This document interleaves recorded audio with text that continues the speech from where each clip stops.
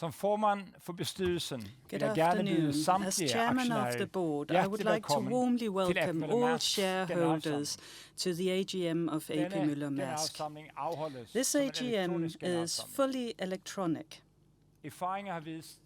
For a long time, experience has shown us that fewer shareholders participate in the physical AGMs.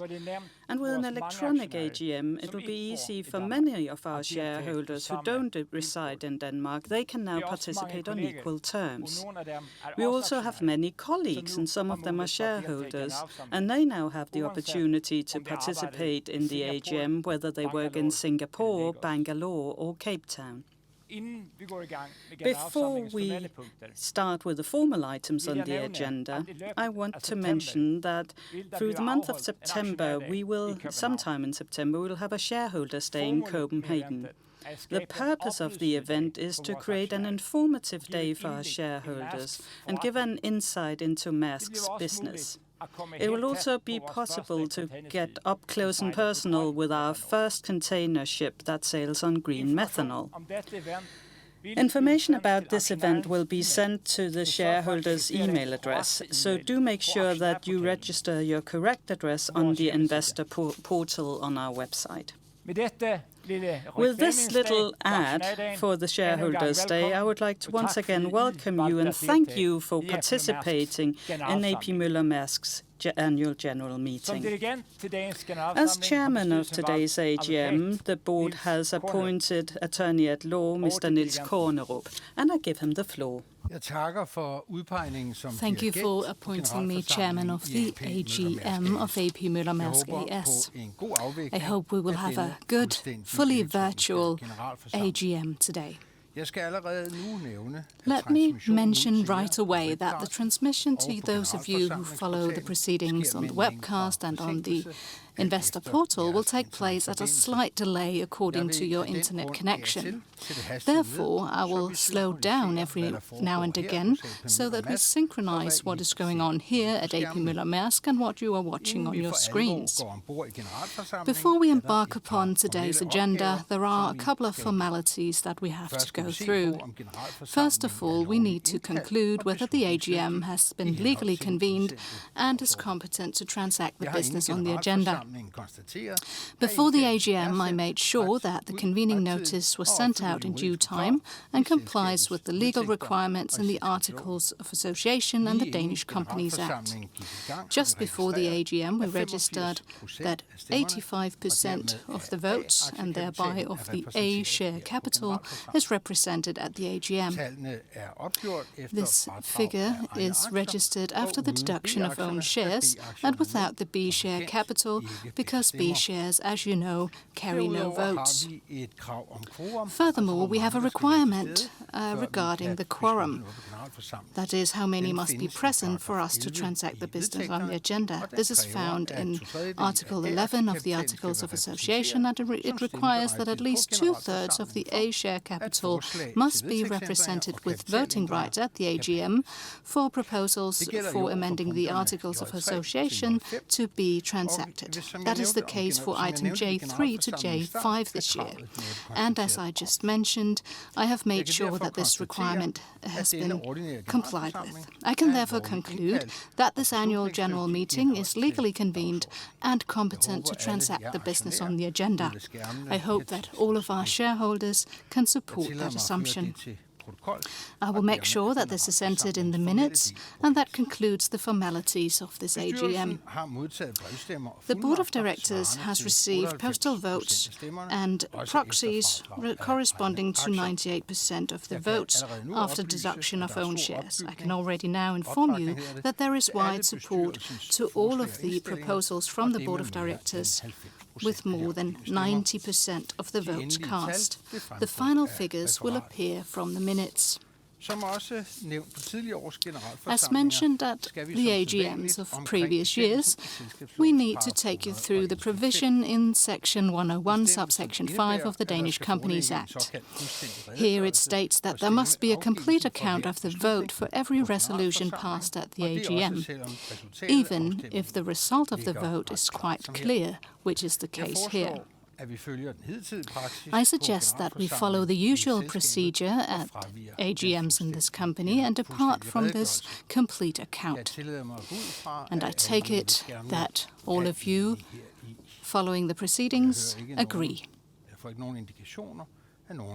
I don't see any objections, so thank you very much. It is possible to follow the AGM at the company website and through the AGM portal. Shareholders who have registered for the AGM and want to participate in the debate must therefore log in to follow the AGM through the AGM portal. In other words, it is not possible to participate in the debate and ask questions if you follow the AGM via the webcast on the company website. Now let's turn to the procedure for the debate and the electronic communication with shareholders. Everything will go through the AGM portal, as I just mentioned, and all registered shareholders have received a login for this portal. As you can see on the slide behind me, in the AGM portal, you have to choose the box called Q&A. When you click on the Q&A icon, you will see a text box where you can write your question and press send. Then your question or comment should be received by us here at the Esplanade, and we will review all of the questions and comments. It will be a lawyer from my office, Emil Denker-Steenberg, who will review all of the questions and comments and make sure that they are replied to correspondingly. As the debate this year is in writing, I will encourage everyone to make questions or comments as brief and precise as possible. That way, we will get a good flow of the written contributions to the benefit of all. That said, we of course understand that it takes time to phrase a question or a comment. If you have a question or comment and it takes you a while to phrase it, we therefore urge you to send us a notice so that we know that there's a question or comment on its way. You can do that in the same way as you would send the question itself. You can just write in the text box that a question is coming or something similar. That way we know that we must wait for your question or comment before we move on to the next item on the agenda.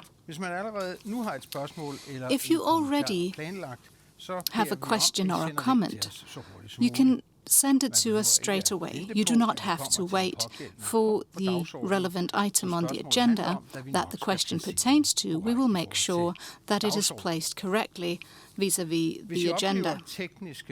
Should you experience any technical difficulties, you can contact Computershare at the telephone number found on the AGM portal.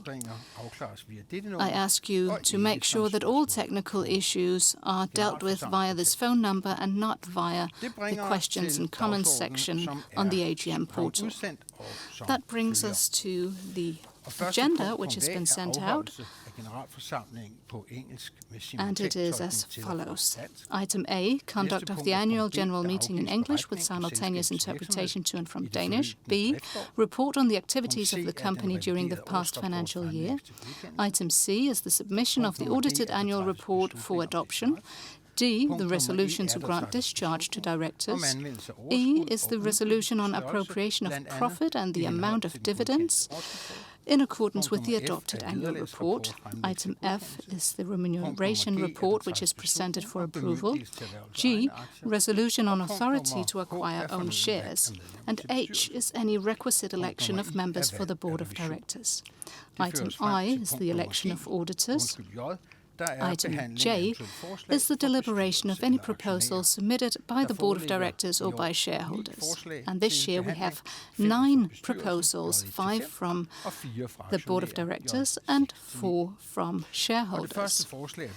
The first proposal is from the Board, which is J1, the authorization to declare extraordinary dividend, followed by J2, an update of the remuneration policy. J3 is a proposal for share capital reduction. J4, amendment of Article 4 of the Articles of Association. And item J5 is the language of the general meeting, documents for the general meeting's internal use, and company announcements and corporate language. That item is followed by the proposals from the shareholders. Here we have J6, Communication on Human Rights and Labour Rights, J7, efforts to include shipping companies to the OECD Agreement on Tax Payments, J8, support of the introduction of solidarity contribution consisting of a one-time tax, and the final proposal is J9, efforts to revoke Section 10 of the Danish International Shipping Registry Act. That was the agenda. And with those words, we will embark upon the first item, which, as mentioned, is a very particular item this year. As it appears from the convening notice, the Board of Directors proposes that the AGM this year is conducted in English with simultaneous interpretation to and from Danish. That requires for the general meeting, as the first item on the agenda adopts a proposal that the AGM be conducted in English. For that very reason, we have been speaking Danish at the AGM so far, but we will switch to English accordingly if the proposal is adopted. The reason for this proposal is basically that AP Møller Maersk is a parent company in an international group with a broad range of shareholders, including many international shareholders. Conducting the AGM in English will enable the company to reach a broader range of the company's shareholders and thus create a better foundation for the shareholder debate and the shareholder democracy as a whole. The proposal should also be seen in the context that English is the daily working language at AP Møller Maersk, also here at the Esplanade where we are today. The proposal can be adopted by a simple majority. Does anyone wish to take the floor? Are there any contributions? That does not seem to be the case. There are no contributions in this regard, and I can therefore close the debate under this item. On the basis of the already received postal votes, proxies and other indications, I will conclude that the proposal is adopted. I can inform you that 96% of the votes cast in advance are in favour of this proposal. Thank you very much.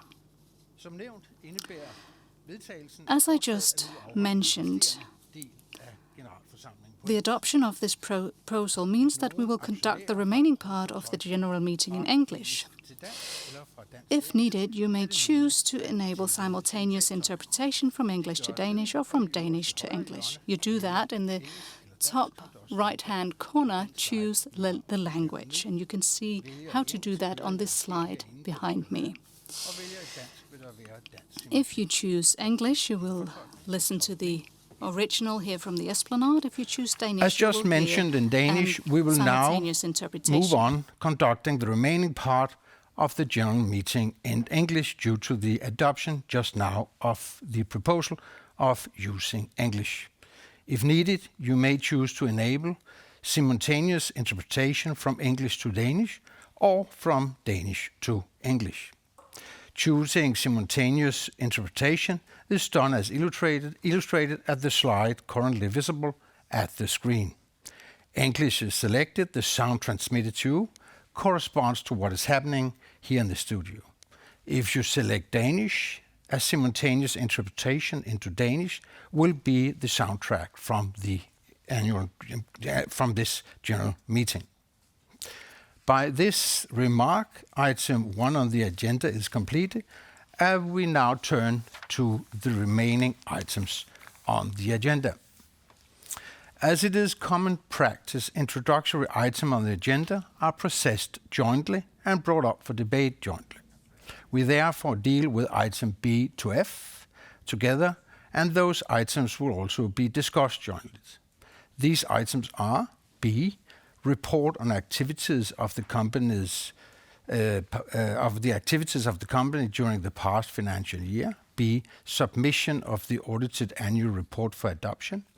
D, resolution to grant discharge to directors. And E, resolution of appropriation of profit and amount of dividend, IA, in accordance with the adopted annual report. And finally, the remuneration report is presented for approval. The chairman of the board of directors, Robert Mærsk A, will present the management report 22 and the annual report for 22 for approval, including the grounds for proposal for appropriation of profit and distribution of dividends. I will now hand over the floor to the chairman of the board, Robert Mærsk A. Please, Mr. Chairman, the floor is yours.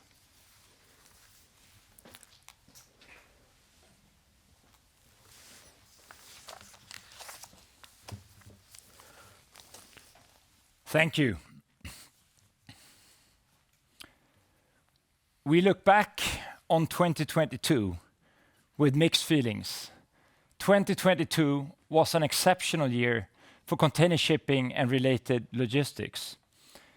It was a year with strong customer engagement, record profits fueled by strong macro tailwinds, and good momentum on many fronts in our company. But 2022 also represents a year when the world turned towards more conflicts and towards policies hampering trade and international collaboration. We are particularly saddened by the war in Ukraine, with many killed, millions displaced, and communities impoverished.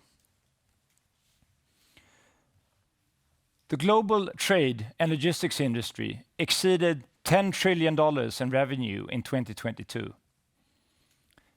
The container shipping industry reached an all-time high after a long period of low returns. Container shipping industry profits in 22 was approximately, and this is our estimate, $120 billion, compared to a cumulative profit of merely $16 billion between 2010 and 2019. COVID-19, followed by the outbreak of war in Europe, put unprecedented strain on all nodes of the supply chain. Congestion and delays continued to plague customers during the first half of 2022. The depth and scope of supply chain challenges have been exceptional in many ways. 2022 also saw trade policies and geopolitical tension impact supply chain planning. This is an acceleration of a general trend seen over the last few years. The share of North American containers from China has dropped from around 50% prior to the financial crisis to 42% in 2022. In turn, what we refer to as the intra-Asia trade, in particular Southeast Asia and the Indian subcontinent, has been gaining market share of global trade. With this said, China remains a huge and critical manufacturing hub for most of the world. The year also provided a stark reminder that shipping companies continue to operate in an extremely cyclical industry. The congestion and the exceptionally strong consumer demand triggered by the pandemic stimulus programs began to fade during the year. It gave way to an inventory overhang correction. As a result, global container volumes declined during the last quarter of the year, bringing the total number of containers transported back to 2017 levels. The situation was especially challenging here in Europe, in part because of the additional loss of Russian and Ukraine volumes. As we entered 2023, the last few years' strong tailwind of the global container shipping markets had turned into headwinds, with a challenging outlook ahead of us. So what to expect longer term? Well, Maersk's customers need to prepare for continued vulnerable supply chains, and hence, they will have a pressing requirement for resilient sourcing and logistics solutions. While there are many different factors driving these supply chain vulnerabilities and risks, let me point out three of them. The first supply chain risk is geopolitics. The war in Ukraine and the growing conflict between the US and China have had a big impact on trade policy. From a corporate point of view, the Russian invasion made it clear that geopolitics may turn into real military conflict, which in turn creates profound supply chain uncertainties. As a result, the geopolitical debate about Taiwan has become a front and center concern for anyone engaged in global logistics. In this respect, many have started talking about the concept of so-called friendshoring. Unfortunately, if history is any indication, engaging in trade restrictions and trade wars may only increase the risk of military conflicts. Conflicts may also increase the risk of sophisticated cyber attacks, as Maersk has experienced firsthand in the past. The second supply chain risk is linked to climate change. Temperature increases above 1.5 degrees Celsius look increasingly likely. The physical impacts, be it heat stress, flooding, sea level rises, wildfires, cyclones, droughts, and so forth, from rising temperatures are not insignificant. From a supply chain perspective, increased physical effects of climate change may impact significant agriculture systems and also significant manufacturing centers. Moreover, the implications of climate change will have a huge bearing on industry regulations and policy, which will hold far-reaching implications for most industry, including our own, the transport system. The third supply chain risk is linked to labor markets. Changing and aging demographics, inflation, and other factors impacting local labor markets may have a disproportionate impact on the global transportation systems. As we also saw during the pandemic, disrupted truck and rail operations end up with far-reaching implications also for the world's merchant fleet. With the above three supply chain risks in mind, as we head towards 2030, to build sufficient resilience in supply chains, the concepts of reshoring, dual sourcing, circularity, and regionalization will become increasingly important for many shippers. The choice of logistics partner also becomes a strategic and critical matter. We believe Maersk's strategy is relevant and highly customer-centric, being an integrator of logistics services with a strong local presence, a relative high degree of control of critical infrastructure across a global network, and with a willingness to invest in not just technology, but also green transport solutions, enables Maersk to support cargo owners facing supply chain challenges. So do we have all pieces of the strategy in place? We are on a journey. I will try to outline what we have done in the last year to strengthen our integrated model, touching on 4 areas: the development of logistics capabilities and products, the development of our technology platform, the development of green transport solutions, and, very importantly, the development of our organization. So the first area is the development of logistics capabilities and products. Many of our customers have primarily seen us as a shipping company on the world's main shipping lanes, be it from the east to the west, from the south to the north.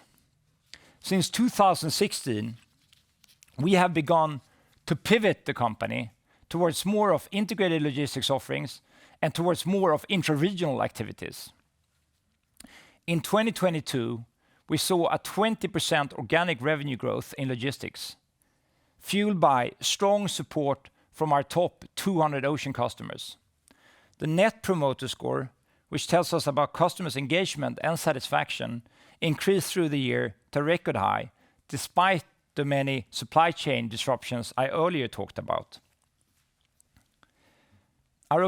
Our acquisition strategy has been focused on further developing our logistics capabilities and products for our targeted customers. In 2022, the integrations of Visible and B2C Europe were completed, and we have acquired companies like Hub, Senator, Pilot, LF Logistics, and Martin Bencher. I think a good example for how these acquisitions strengthen our capabilities and products is LF Logistics. LF Logistics is a key enabler of contract logistics, helping customers serve the rising Asian consumer with more than 200 fulfillment centers across 14 countries in Asia Pacific. And this is a region expected to see its intra-regional trade grow by $1 trillion in the next 10 years. The second area I'd like to comment on is the development of our technology platform. Technology is, as we all know, a critical enabler for better transport and logistics solutions. And here there's a lot of potential. The potential benefits, for example, of applying artificial intelligence to optimize asset utilization and reduce waste is enormous in a global logistics network. Today, the logistics industry is characterized by a high degree of fragmentation and lack of standards. And this also applies to our own company. In recent years, we have been working hard to try to modernize our long-standing legacy systems and standardize our many processes. We are making progress, but the task at hand is very significant given the breadth of our activities across many countries. On a very positive note, we are attracting some truly outstanding software and data talent. Almost 4,000 software engineers and data scientists are now working for us. So we look very much forward to sharing more insights about their promising work in the coming years. The third area I'd like to comment on is the development of green transport solutions. In 2022, we set the goal of being net zero across all our operations by 2040. This is not just important for our company's shareholders and our company's colleagues, but we also recognize that our green efforts are supported by many of our customers. We have undertaken significant investments in green methanol-enabled ships, bringing the total number of vessels now on order to 19, and this equals almost $3 billion of capital expenditure. These ships hold the potential to reduce our emissions by up to 2.3 million tons of greenhouse gases per year. So ensuring the availability of green fuel required to power these significant vessels is a comprehensive and quite challenging task. We have signed memorandums of understanding with 9 green methanol producers around the world, but even greater production at scale is needed. During the last year, we also took significant steps to electrify many of our terminals and logistics inland networks. As an example, we've ordered more than 400 heavy-duty electric vehicles in North America for inland transportation. Let me stress that decarbonizing global trade will not happen without regulation and government support. There is a real cost premium attached to green fuels, and many customers are not yet in a position to pay. In this respect, we depend on governments to support the development of competitive green fuels and to provide the right regulatory frameworks so there is a strong economic incentive to not sail on conventional black fuels. Finally, let me comment on our organization's development. From January of this year, based on a very comprehensive succession plan and diligent, Vincent Clerc took over as CEO of A.P. Møller Maersk, and Søren Skou stepped down after more than 20 years in different CEO roles within our group. On behalf of the board, I sincerely thank Søren for his leadership and many contributions. Following the appointment of Vincent, Maersk announced a new executive leadership team and a new organizational structure very much in line with our strategy. I'm proud to say that our leadership team are men and women representing 10 different nationalities and with a highly diverse set of experiences. We have also worked to strengthen our board. We are on an annual basis conducting board evaluations to improve the effectiveness of the board. We also review the capabilities required in the boardroom. In this respect, I'm delighted that Kasper Rørsted has accepted the board's nomination. Kasper holds an extensive and highly impressive international career as 2-time CEO and director for various companies. Kasper started his career in the technology industry and has lately been the CEO of Adidas, representing an important customer segment for our integrated logistics offerings. And this brings me to the financial review of 2022.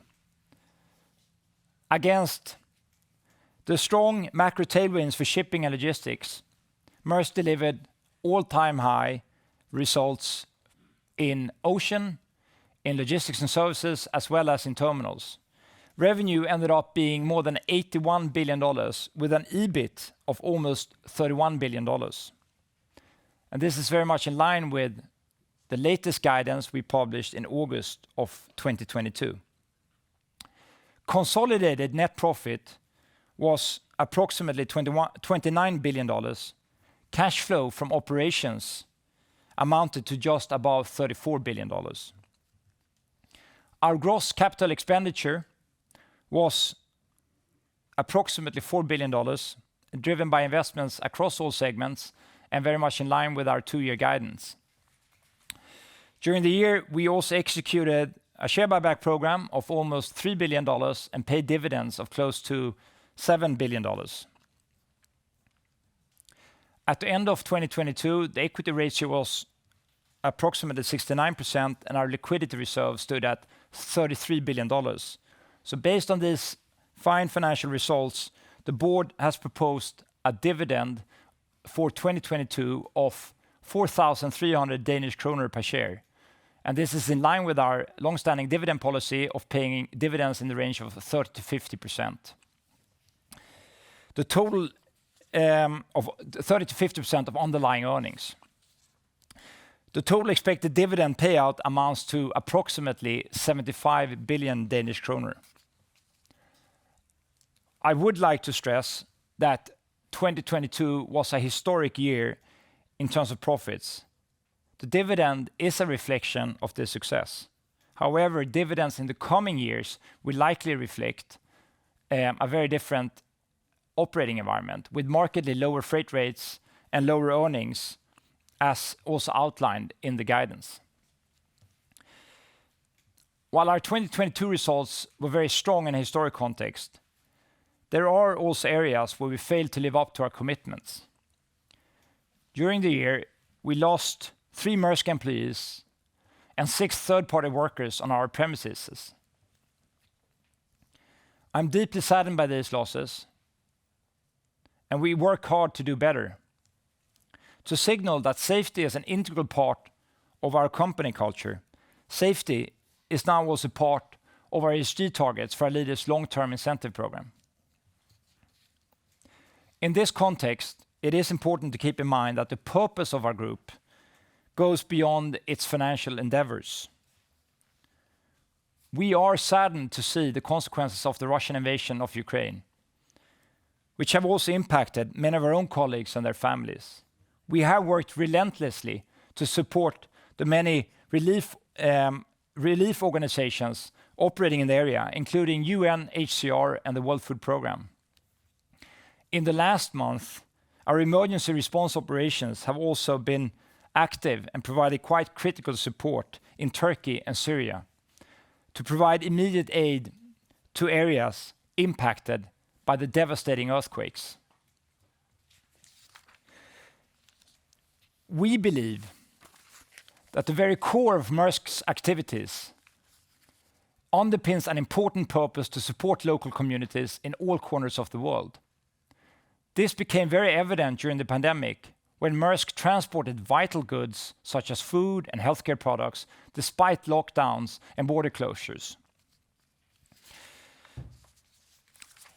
Let me conclude my speech by extending thanks to the directors of our board, to Vincent, to the broader executive leadership team, and to our more than 100,000 colleagues across the world. Thanks for your support, for your efforts, for your service to our customers, and for bringing our purpose to life.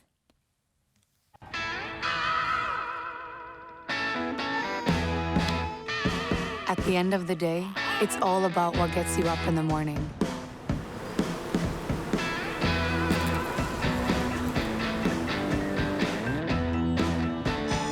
What makes your life and work meaningful?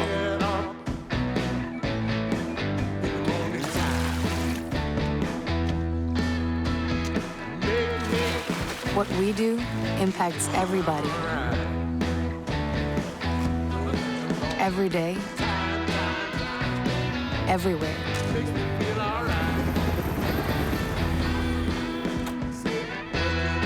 Because we do more than move the food, clothes, medicines, and goods we all rely on. We integrate the world.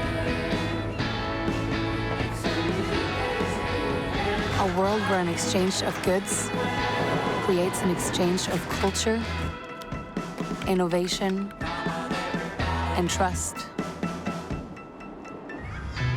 Where our customers and colleagues unlock opportunities and overcome challenges together.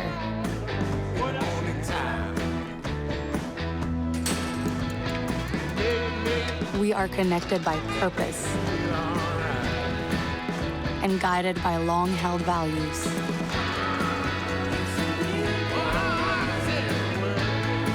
Values forming the basic principle that we can be trusted, not just to enable global prosperity for all, but also to make it sustainable for future generations.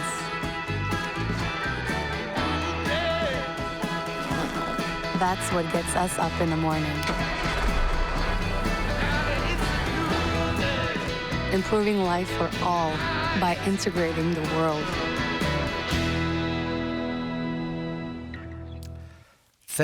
Thank you to the chairman for the management report for 22 and the presentation of the annual report for 22 as well, including the presentation of the proposal for appropriation of profit and distribution of dividends.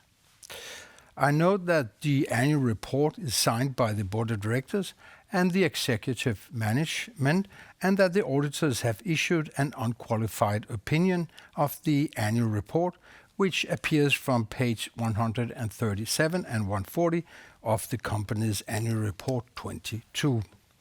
I also note that the remuneration report 22 was annexed to the notice convening this general meeting and have been available for the shareholders at the website from the date the notice was published. As stated by the chairman of the board of directors, the board of directors proposes a total dividend of 4,300 DKK for each share of DKK 1,000. This is technically composed of an ordinary dividend of 2,000 per share, and that's also shared by 1,000, and an extraordinary dividend of 2,300 per share, also 2,000 a share.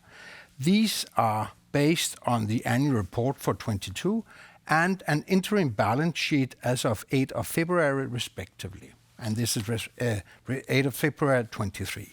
For the sake of good order, I take the note that the extraordinary dividend will be distributed in accordance with Section 182 and 183 of the Danish Company Act. In this respect, I also refer to the mentioned interim balance sheet, which have been made available for the company's shareholders on the website and which will be appended to the minutes of this annual general meeting. I will now open the floor for comments and other remarks from shareholders. I will use this occasion to introduce Shareholders' Voice, which was also part of last year's annual meeting. The Shareholders' Voice will read out loud the questions and the comments received from shareholders. Questions and comments will be read out as they are phrased by the shareholders. And it is Gyrit Ross who will act as the voice and face of the Shareholders' Voice.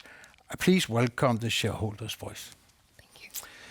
We have, prior to the general meeting, received contributions from 4 shareholders, that being ATP, ITF, Akademikerpension and EOS at Federated Hermes, and Dansk Aktionærforening.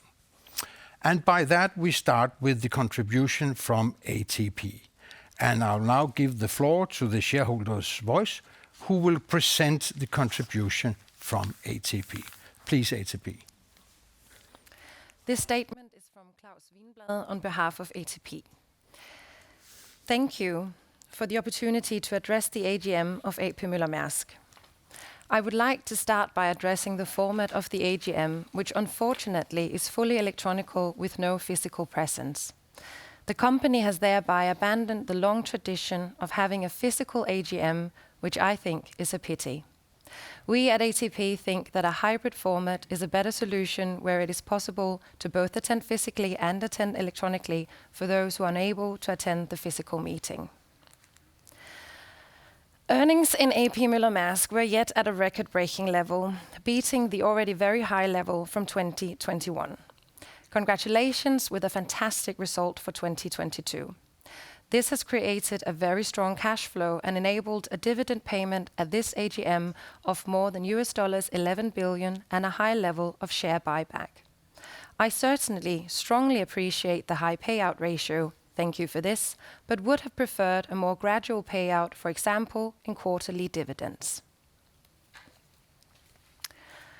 Looking ahead, the outlook is much bleaker for the container market. The development in rates and volumes is, as for everybody else, outside of the control of A.P. Møller - Maersk.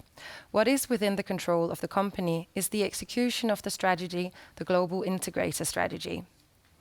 Given the market outlook, it is even more important that we see a positive development and execution of the strategy and in the logistics and service business in particular. This leads me to the following overall question. How far has A.P. Møller - Maersk come in integrating the many acquisitions? What are the main challenges for the execution of the strategy? And lastly, what are the key KPIs that will show us that the strategy is working and not just the expected development in the volumes? I would also like to add a comment to Maersk's work with green transition. CO2 emissions are one of the biggest challenges for Maersk, and we therefore appreciate Maersk's ambitious goals within this area. Maersk would like to be at the forefront of the industry, which we also saw an example of at the beginning of 2022, where Maersk advanced their objective of being CO2 neutral to 2040 instead of from 2050. The goal is also a 50% reduction by 2030. But the CO2 intensity has increased by 7% since 2020. However, at the same time, we see Maersk working focused and determined to realize its long-term goals, among others by establishing more partnerships who can ensure the necessary access to green fuels. In addition, more ships have been ordered that can sail on green methanol.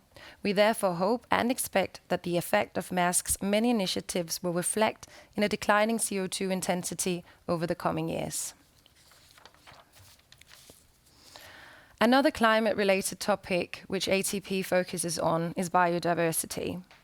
Loss of biodiversity will most likely be as big a challenge as the climate changes.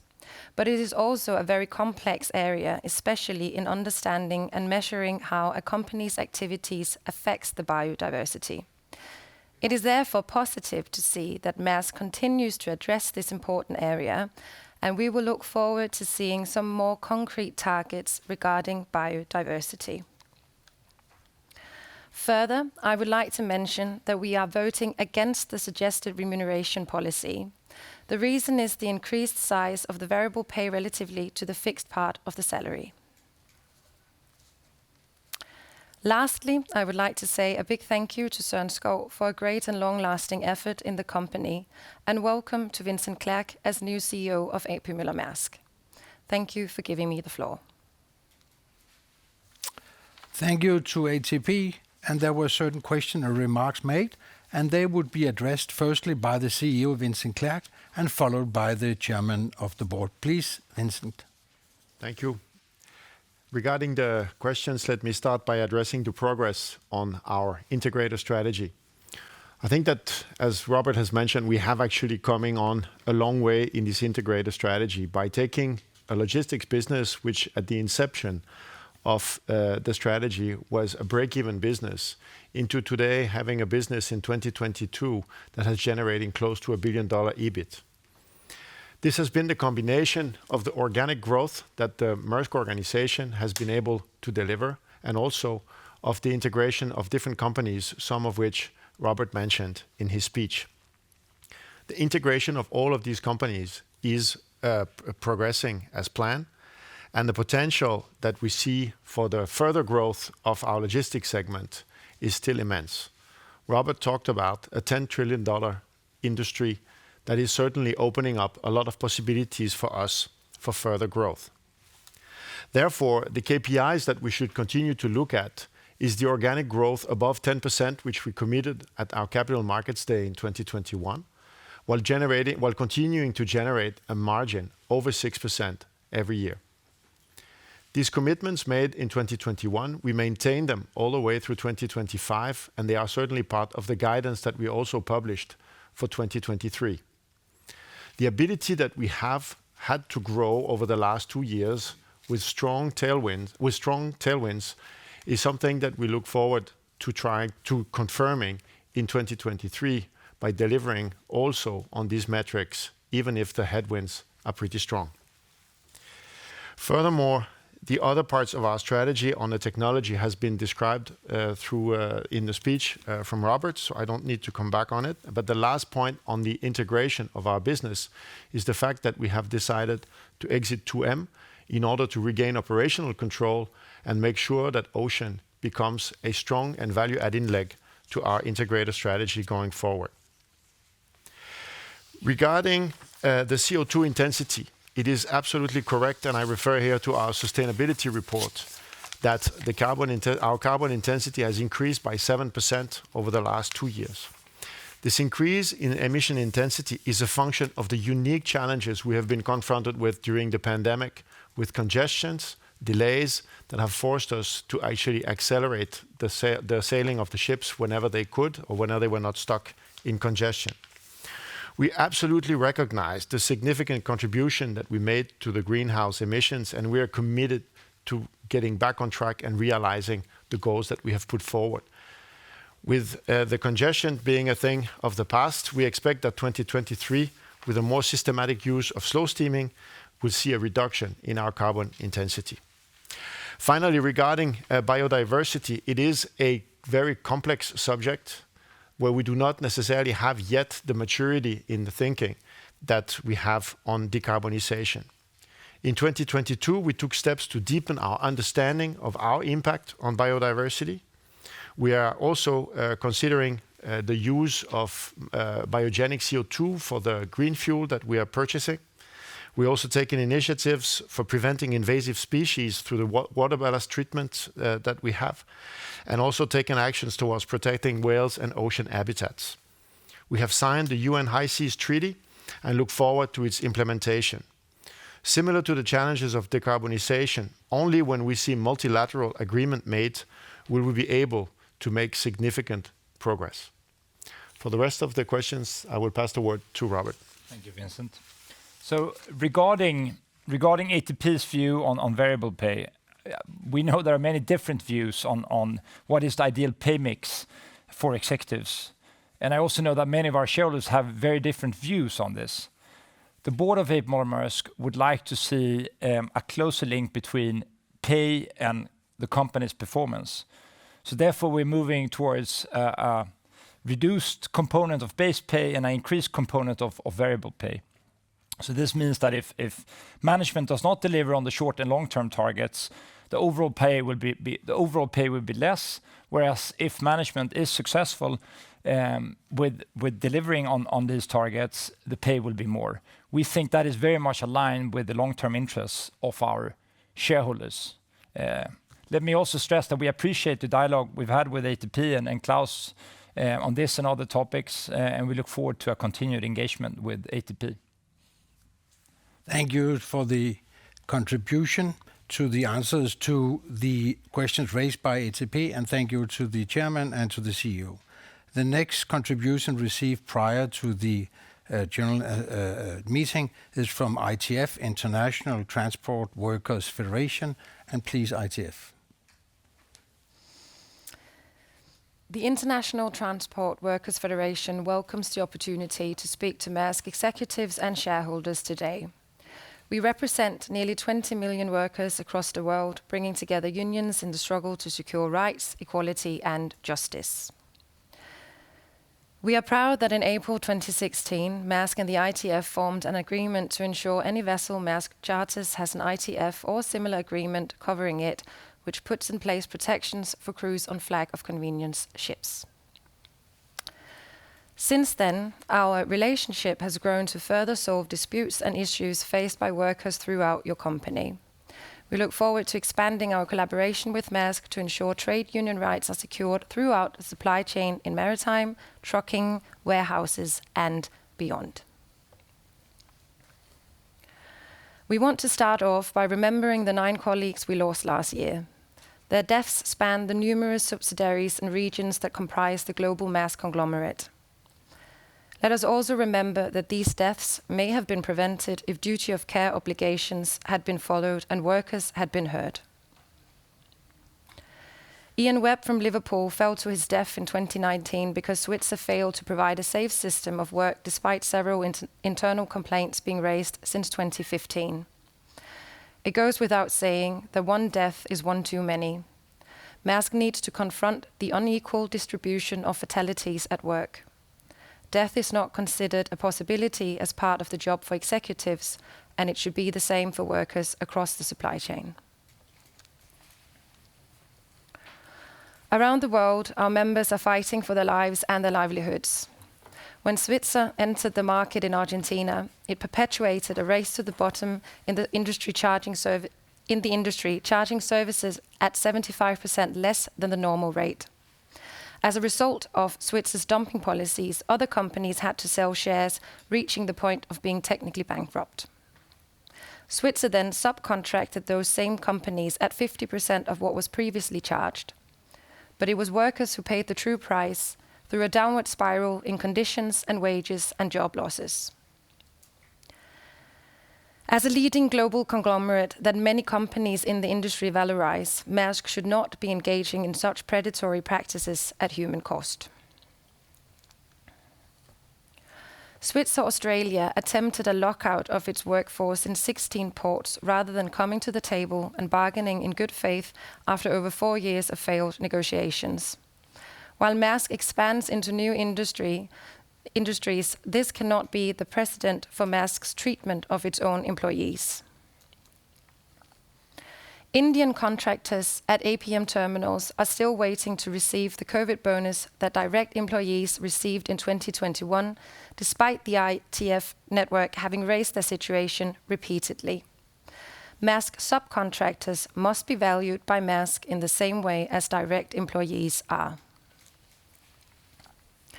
In the Netherlands, Maersk Line has refused negotiation with office workers despite 82% of employees wanting a collective agreement concluded with the unions.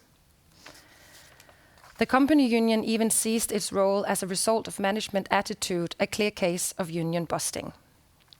Star Container Service will not entertain talks on a CBA. These practices are not in line with Maersk's professed principles. Your company's latest annual report committed to respecting fundamental labor rights and constructive employee relations. We simply ask that Maersk live up to its own commitments. ITF believes that the sustainability test for global companies is how well they satisfy ESG criteria. That's why we support the proposal from shareholders Akademikerpension and LD Fonde that the board of directors set out more clearly what your company has done to respect human rights and labor rights and how it will tackle flagged risks. Finally, your company saw profits increase by more than 26 times in a 2-year period, while the company's tax rate fell to just 3% in 2022. To put this in perspective, an average income worker in Denmark paid a 39.1% tax rate, 13 times higher than Maersk paid in 2022. The Centre for International Corporate Tax Accountability and Research has found that if the Danish government had levied the company tax rates these years, it would have gained another $9.7 billion in tax. Your company has made super profits during the pandemic and the corresponding supply chain crunch at a low tax rate, while at the same time the company has been putting its workers and suppliers under increasing pressure around the globe. ITF and Maersk share the hope that the company continues to prosper in the year ahead, but the fruits of prosperity must be shared with the workers who produce them. Our members are the backbone of this enterprise. They deserve recognition, representation, and respect. We would also invite any shareholders interested to visit the ITF Global website to read in further detail about the cases mentioned here and the specific asks ITF makes of Maersk. Thank you. Thank you to ITF. And the issue raised would be addressed by the CEO, Vincent Clerc. Please, Vincent. Thank you. I would like to start by thanking the International Transport Workers Federation, the ITF, for their statement and for sharing their concerns. We value the ITF as a critical stakeholder and conversation partners as representative of many trade unions in our industry around the globe. We are pleased to hear the ATF expressing their wish to further expand the collaboration with Maersk. We intend to continue our engagement and collaboration with the ITF. I appreciate also the critical remarks made on various topics. We have different perspective on things though, and ITF can rely on the fact that we are open for dialogue on all topics mentioned. If I start with the fatalities, as highlighted by Robert Ugler, we are deeply saddened by the loss of lives of individuals working in our service or working for or on behalf of our company. Each employee, irrespective if our own employee or contracted worker, should work in a healthy and safe working environment and should be able to return to their family safely after work. We are constantly working together with all parties involved to learn and improve our ways of working and improve the safety of our operation consistently and continuously.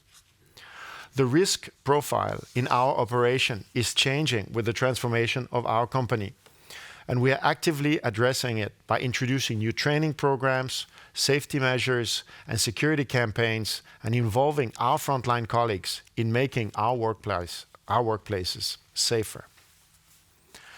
Regarding the Svitzer entrance into Argentina, in 2016, the company generated a healthy competition and a fair adjustments of rates offered.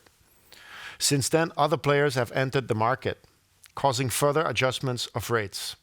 Companies have remained profitable, and there has not been any large-scale layoff.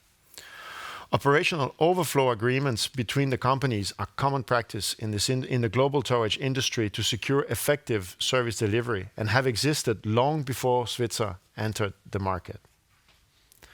Regarding the lockout in Australia, the company has negotiated in good faith exhaustively over a period of nearly 4 years for a new enterprise agreement. A lockout was notified by Svitzer Australia in November 2022 as a legal employer response to more than 1,100 instances of protected industrial action being notified by maritime unions between October 2020 and November 22. This situation was not sustainable for ongoing, safe and reliable port and shipping operations in Australia. Negotiations between Svitzer Australia and the maritime trade unions are still ongoing, currently under the supervision of the Australian Fair Work Commission. Regarding the COVID bonus in 2021, I can confirm that all Maersk employees have received their bonus. We have not offered bonuses to contractors who are not employed by A.P. Møller - Maersk. Regarding Maersk in the Netherlands, I do not agree with the presented statement. Maersk in the Netherlands has not refused negotiation and is prepared to negotiate a collective bargaining agreement with any representative trade union, if they are prepared to engage in real negotiation with mutual respect for the nature of the organization and the position of all parties involved. Finally, we have noted the ITF support for the proposal from AkademikerPension and LD Fonde on communication in relation to human rights. Our arguments for not supporting this proposal will be presented in connection with this item. With regard to our profit and tax payments during the last 2 years, I would like to underline that being a responsible taxpayer is important to Maersk, and a great effort is put into ensuring full compliance in every jurisdiction across the world in which we operate. Also, we offer transparency into our tax affairs in our annually published tax report. I hope that this answers your questions for today. And as also mentioned at the beginning, we always welcome a good, a constructive and robust dialogue with ITF, also outside the AGM. Thank you. Thank you, Vincent Clerc, for the remarks to the ITF. And the next shareholder is AkademikerPension and EOS at Federated Hermes. And please, shareholders' voice presented.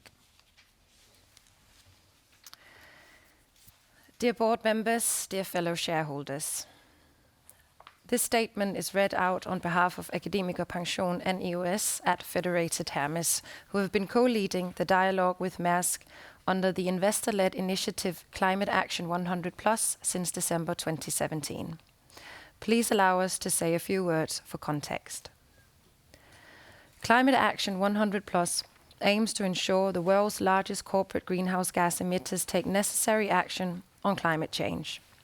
700 investors responsible for over $68 trillion in assets under management are engaging companies on improving climate change governance, cutting emissions, and strengthening climate-related financial disclosures. It is the largest ever global investor engagement initiative on climate change, with growing influence and impact. Investors working through the initiative are now engaged across 33 markets and represent over 50% of all global assets under management. Now back to Maersk's efforts and progress. Last year, we welcomed the publication of an ambitious, accelerated climate strategy for the company, which aims to reach net zero greenhouse gas emissions across all scopes by 2040. Many complexities remain on the journey to reaching this goal, but we welcome various important actions the company is taking. Among these are key steps to decarbonize the ocean's business, investing in vessels that run on green methanol and in partnerships that will deliver alternative green fuels at scale for the years to come. The company has engaged in constructive dialogue with the Climate Action 100+ investor group also in the past 12 months since the last AGM, and we would like to take the opportunity to once again extend our sincere gratitude for this. As you know, there are a number of areas where we look to see further progress from the company. The first is for the company to demonstrate how it is enabling a just transition, including specific actions to mitigate both the social and environmental risks and impacts resulting from the switch to sustainable transport fuels. The company has stated that it will take a human-centered approach that respects international human rights standards, which we welcome. We will look to see further detail on specific actions the company is taking to address any potential or realized risks arising from, for example, land use changes. The second area where we look to see further progress relates to physical climate risks. The company has already started to identify the physical risks it faces from climate change. The company must now articulate in more detail the actions it will take in the short and medium term to mitigate these risks and ensure resilience of its operations and assets. We would like to see a comprehensive climate resilience and adaptation disclosure. Finally, the third area relates to the alignment of public policy activities. Maersk is a very significant actor in its industry and representative of industry more broadly, and so it has the ability to influence the public policy environment and the responsibility to use this influence well. We have welcomed steps the company has taken to conduct an assessment of industry associations of which it is a member and the policy positions and associated activities these bodies take regarding climate change in order to ensure alignment with the company's own position. The company has provided some initial reporting on this work and the steps it has taken where misalignment has been found. We would like to see this disclosure continue to develop to bring the company at least in line with the standard set by Indicator 7 of the publicly available CA100+ Net Zero Company benchmark and, ideally, the global standard on responsible climate lobbying. We look forward to our continued dialogue and stand ready to provide input and feedback on the company's work in these areas as usual. We wish you and all the 110,000 plus employees of Maersk a successful year on your journey to net zero. Thank you. Thank you to Akademikerpension and EOS at Federated Hermes. And the question raised would be answered by the CEO, Vincent Clerc, please. Thank you, and thank you for bringing up these very important topics. If I take the first one on enabling a just transition, we are committed to ensuring that all our green fuel will be sourced sustainably, which means looking at both the potential social and environmental impact in the value chains of green fuels. The development of green fuels should not come at the expense of people or local communities. Already in 2022, we started incorporating social indicators in our due diligence procedures on development projects for new green fuel as part of our sustainability due diligence. As part of this, we are looking into how we can support the creation of jobs in the new green fuel supply chains so local communities can also benefit from the transition. On the climate risk, climate-related risk assessment is part of our standard operating risk assessment process, which can be found in more detail in our annual report. In 2021, we initiated an in-depth analysis to understand and manage the risk of the physical effects of climate change, particularly on our land-based assets. Some of these risks were selected for closer study.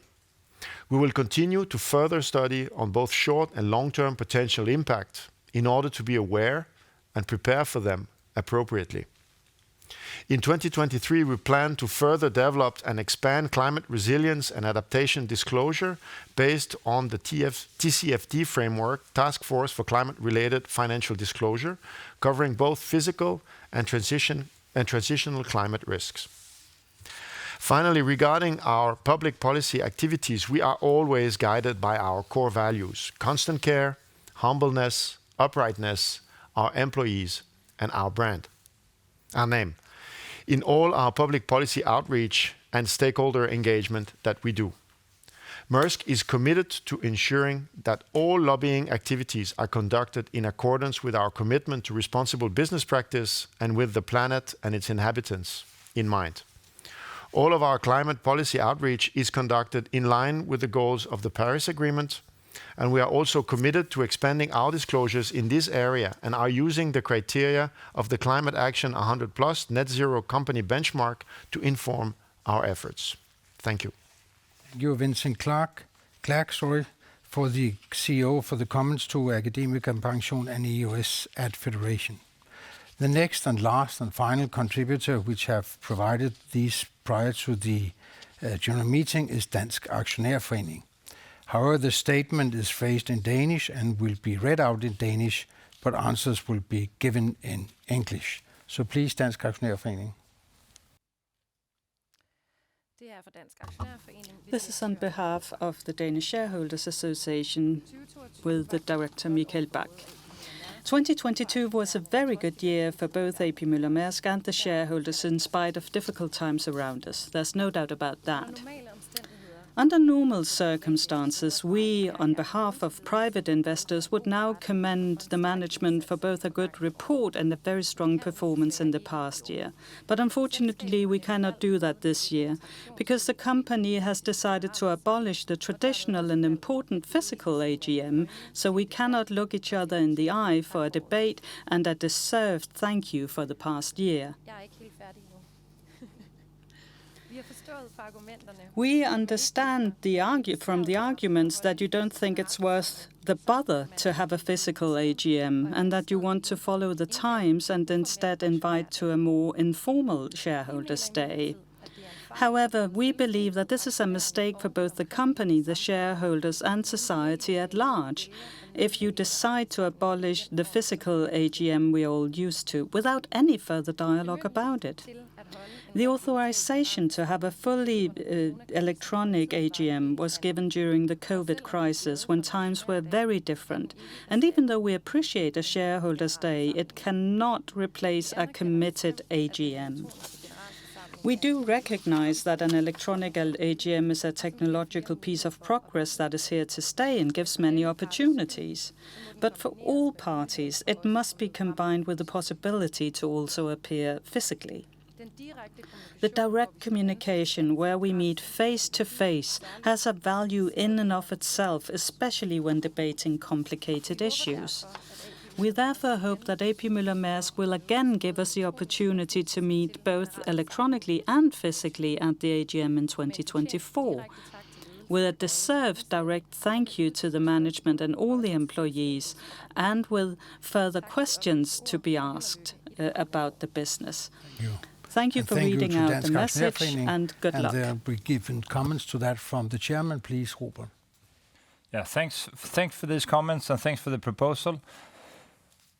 We're an international company. We have an international leadership team, a big international organization, and we also have a significant international shareholder base. For us, it's very important that all shareholders have access to the AGM, and we also appreciate if they have an equally good access to the AGM. We have discussed at length internally whether to do a hybrid AGM or a digital AGM.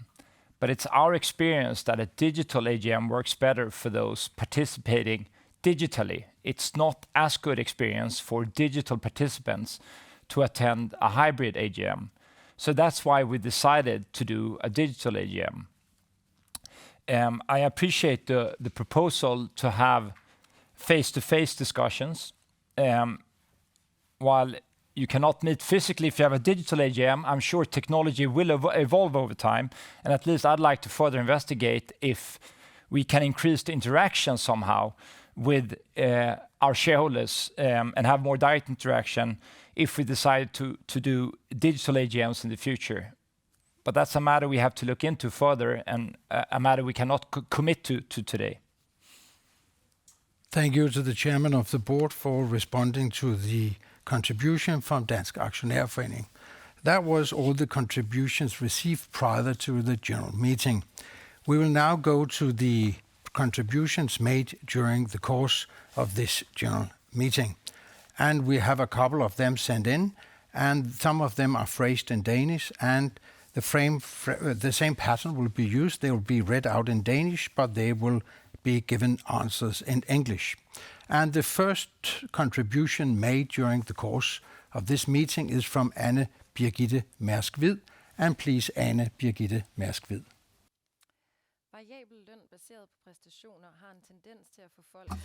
Variable pay based on achievement has a tendency to make people work more on fulfilling short-term targets than the company's long-term targets.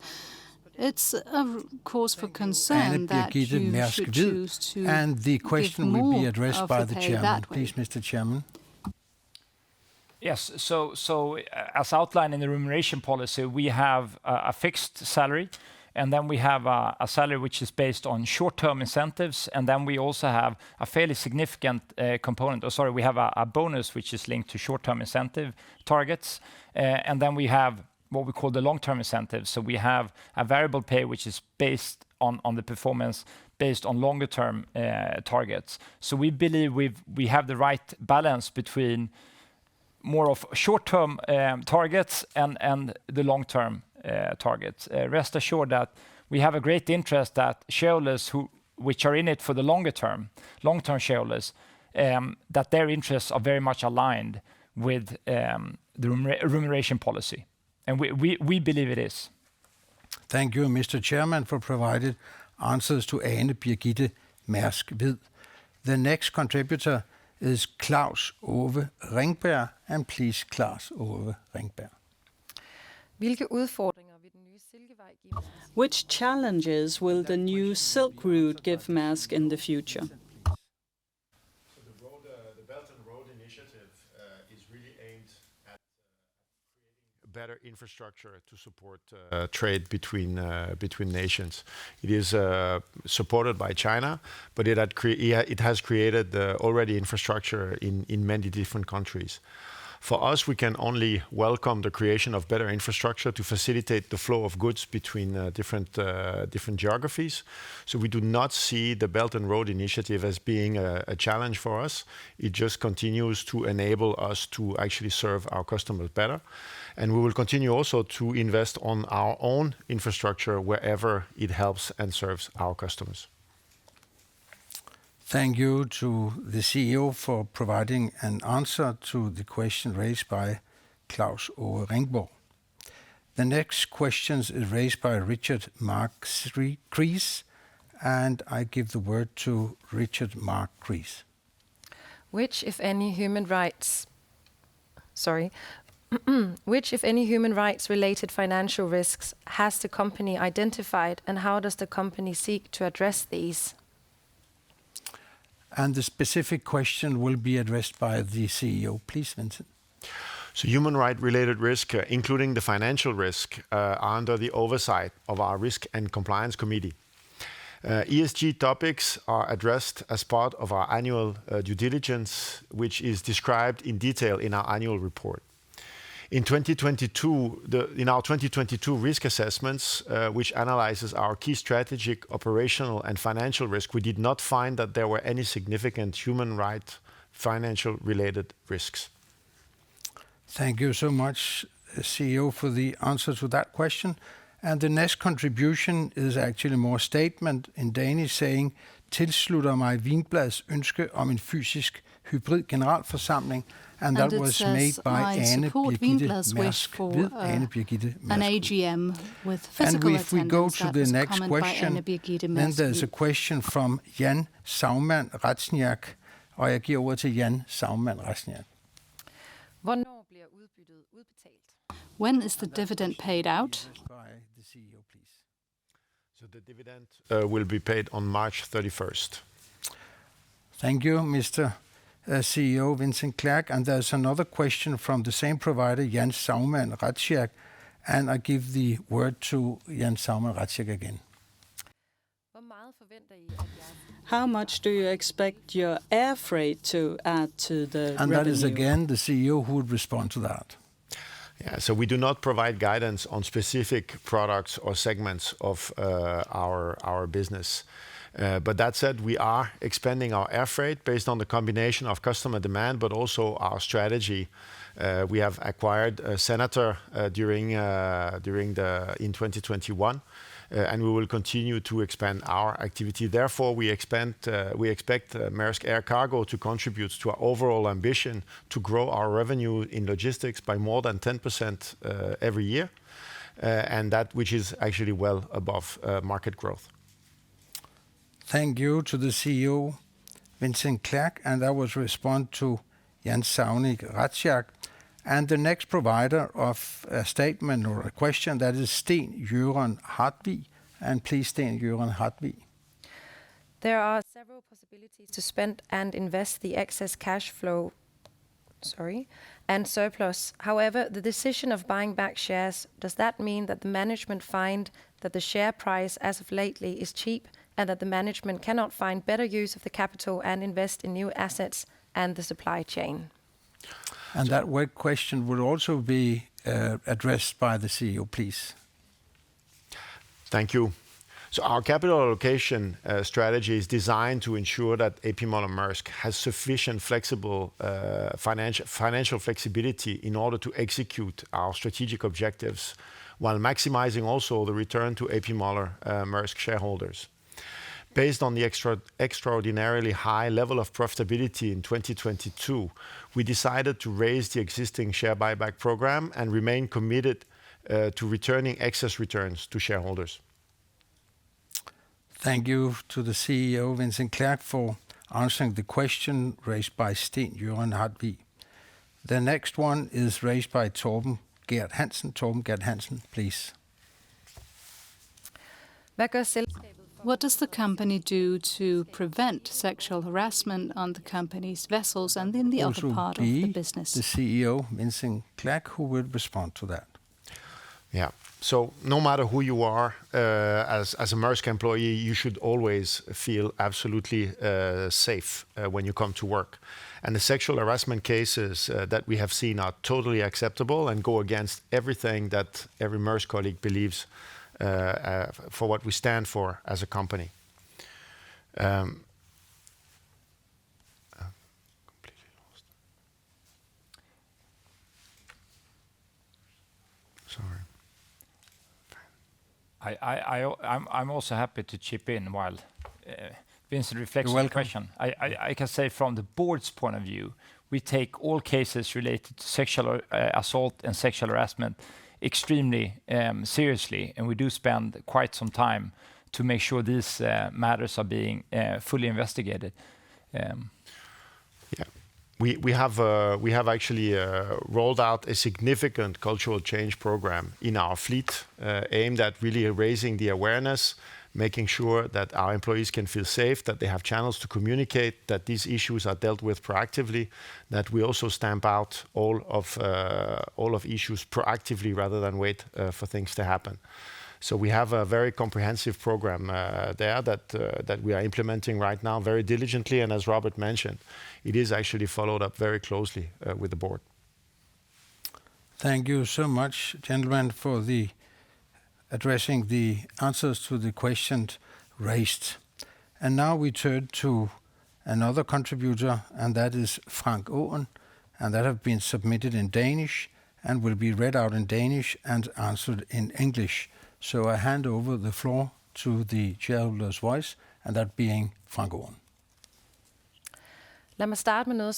Let me begin with something as unusual as an editorial quote from the Danish newspaper Jyllands-Posten.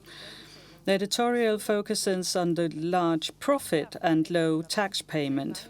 And the quote is, "Therefore, A.P. Møller Maersk, take the many billions you've earned in the past years and invest them in climate transition." End of quote. I know that Maersk spends a lot of money in the green transition, but you've also decided to pay out record high dividends to shareholders. 100 billion kroner is sent to the shareholders through dividends and share buyback programs, on top of the 65 billion paid out in 2021. So this is tenfold compared to the years 2019 to 2020. We think that's indecent considering the low tax payments, and that in a situation where the total CO2 emissions, including the so-called Scope 3 emissions, has increased by 10% compared to 2020. I don't know how much of that is because of increased activity, but it does show that in spite of strong increasing earnings, it goes the wrong way with emissions. We typically commend the company for being at the vanguard on the green transition, but that's not the case today, because you've prioritized payouts to the shareholders over climate, and that's on top of a proposal we made last year. We know the transition takes time, but one thing can be done quickly, namely going from heavy fuel to light fuel. It's more expensive, but light fuel has a lower level of pollutants and so-called black carbon.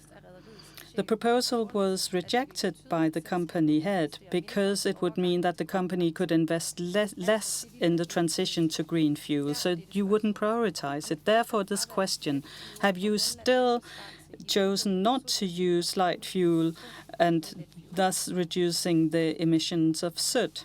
Thank you to Frank Aaen for the questions, and that would be answered by the CEO, Vincent Clerc. Please, Vincent. Yeah.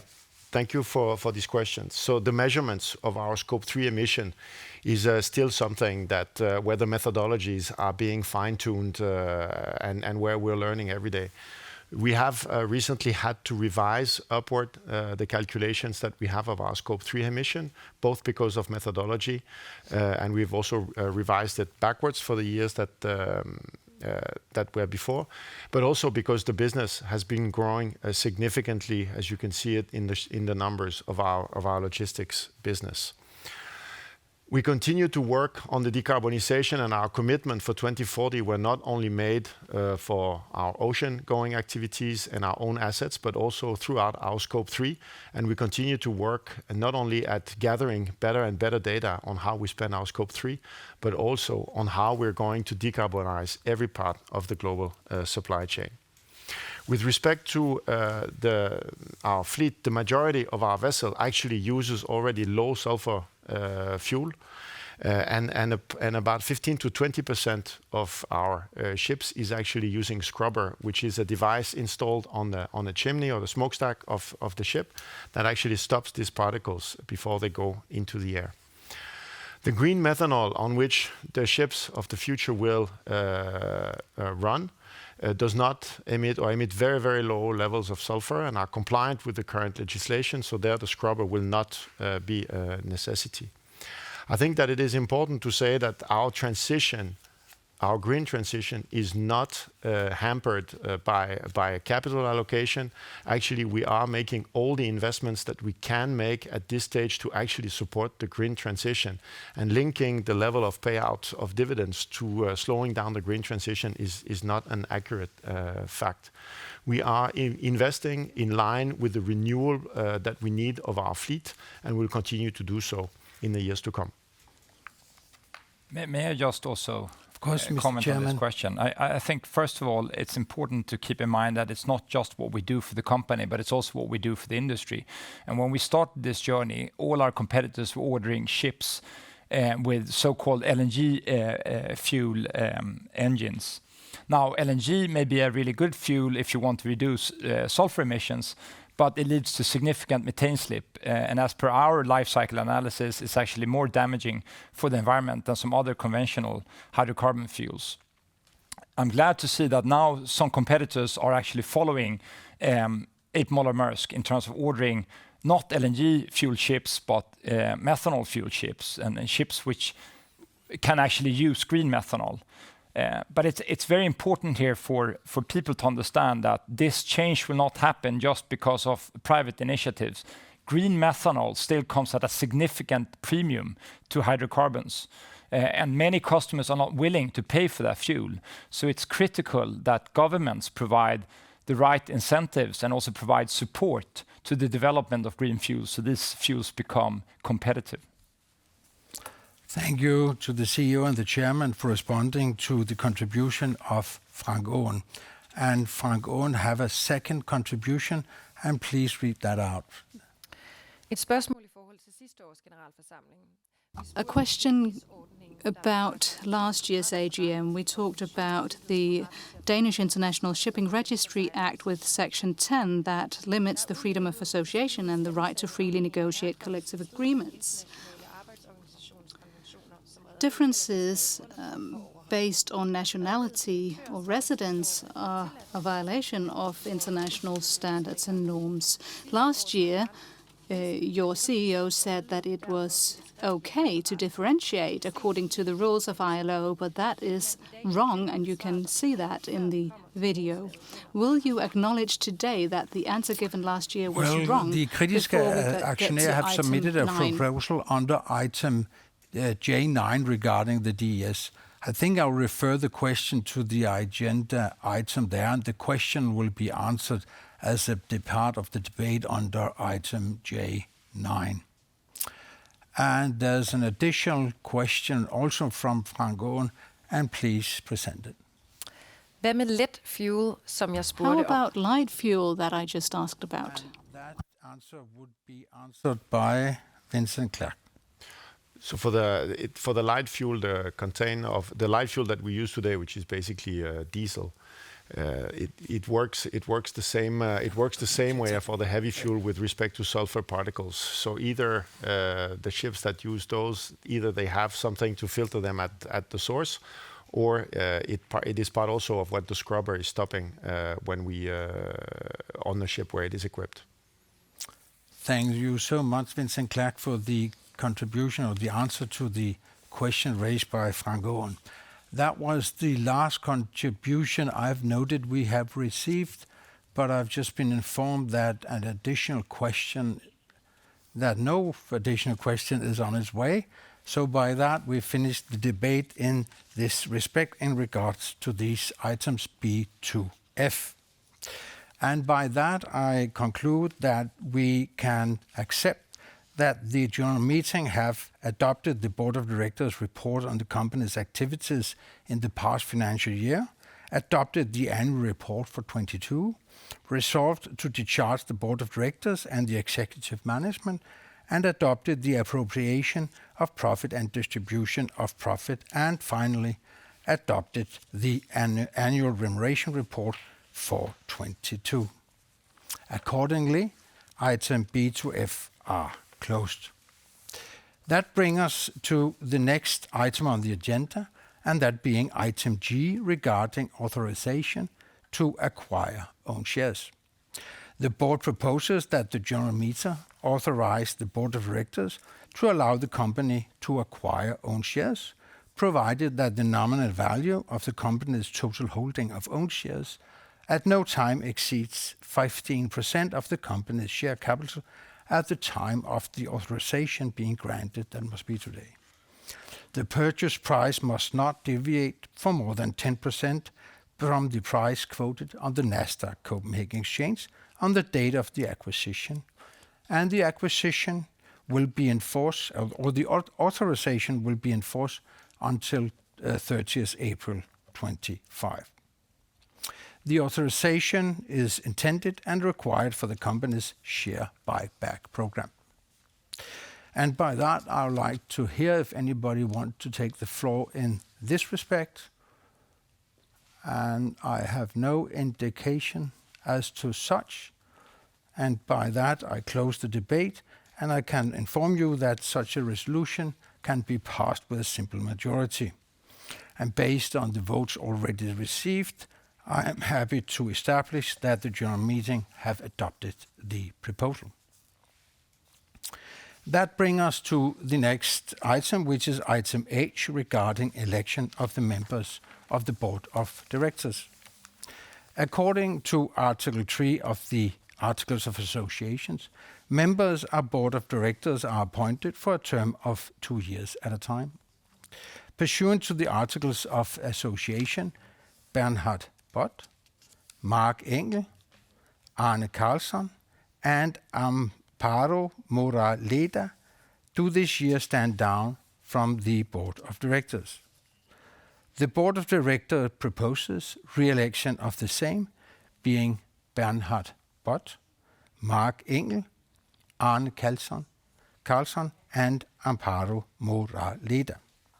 Furthermore, the Board of Directors proposes that Kasper Rørsted be elected as new member of the Board of Directors, as mentioned by the chairman, as part of the management report.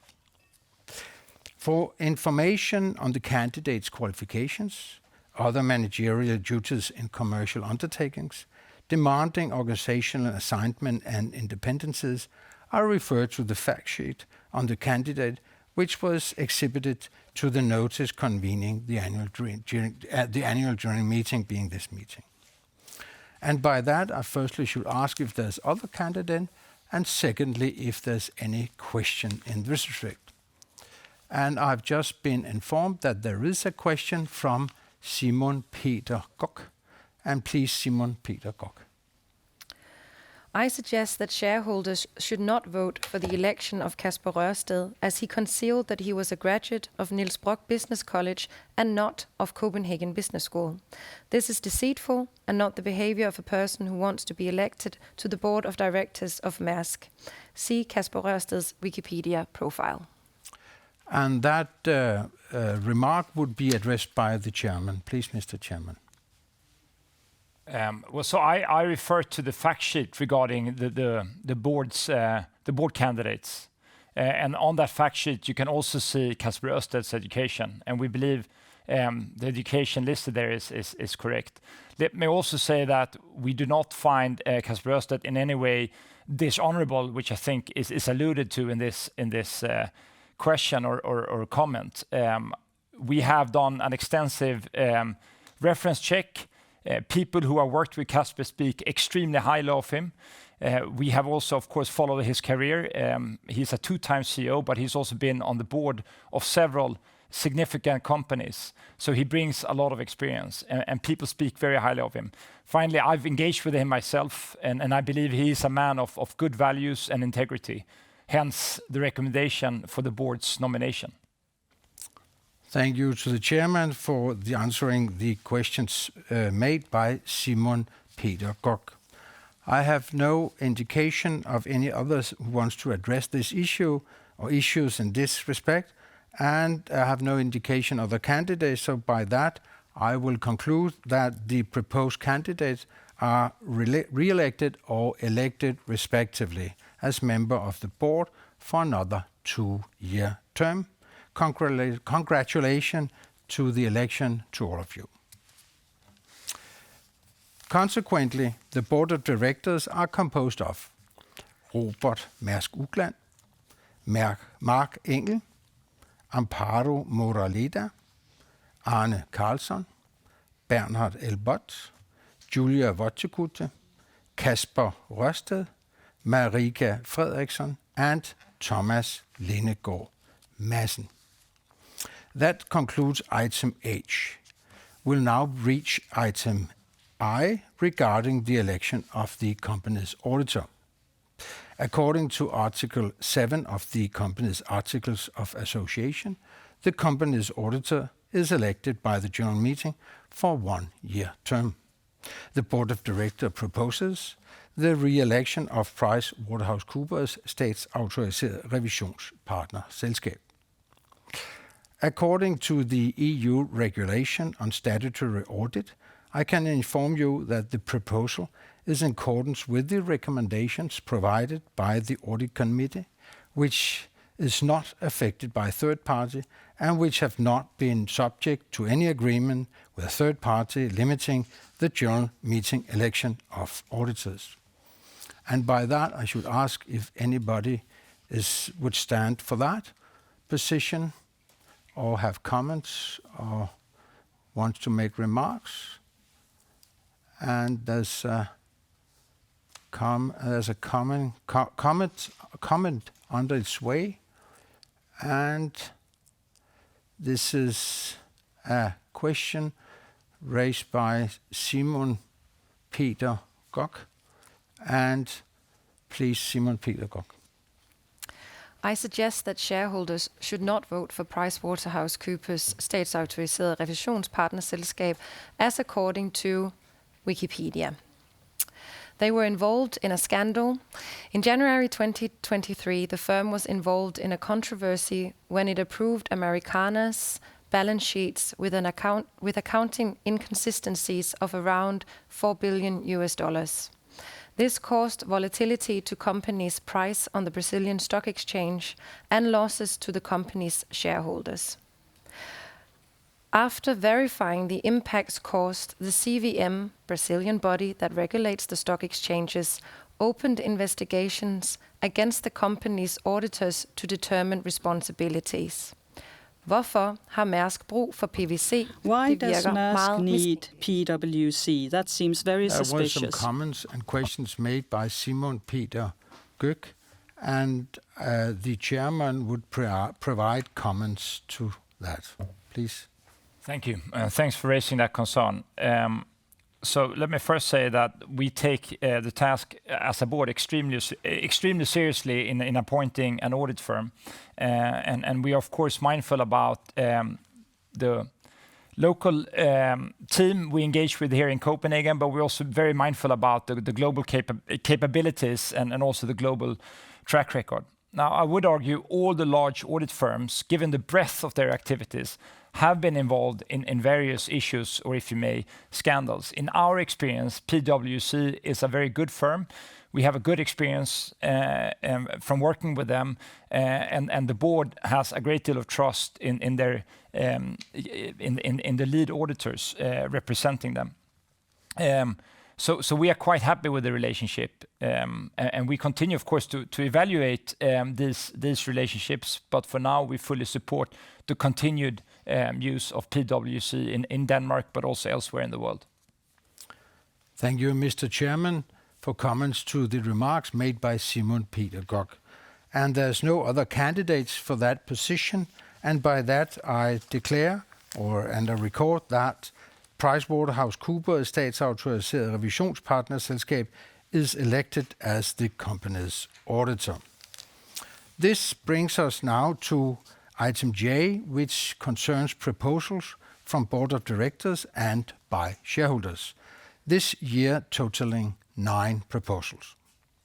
There are 5 separate proposals from the Board of Directors, which includes J1 regarding authorization to the Board of Directors to declare extraordinary dividend, J2 concerning an update of the remuneration policy, J3 which concerns a reduction of the share capital, J4 regarding an amendment of articles of the Articles of Association on the size of the management board, and finally J5 regarding the change of the language applied for the general meeting, documents for internal general meetings, internal use, and company's announcement and corporate language. Then we reach additional 4 proposals which are separately made from shareholders, and there's J6, which is communication on human rights and labor rights matters, item J7 on efforts to inclusion of shipping companies to OECD agreement on tax payments, J8 is concerning support of introduction of solidarity contribution consisting of a one-time tax, and finally J9 on efforts to revoke Section 10 of the Danish International Shipping Registers Act.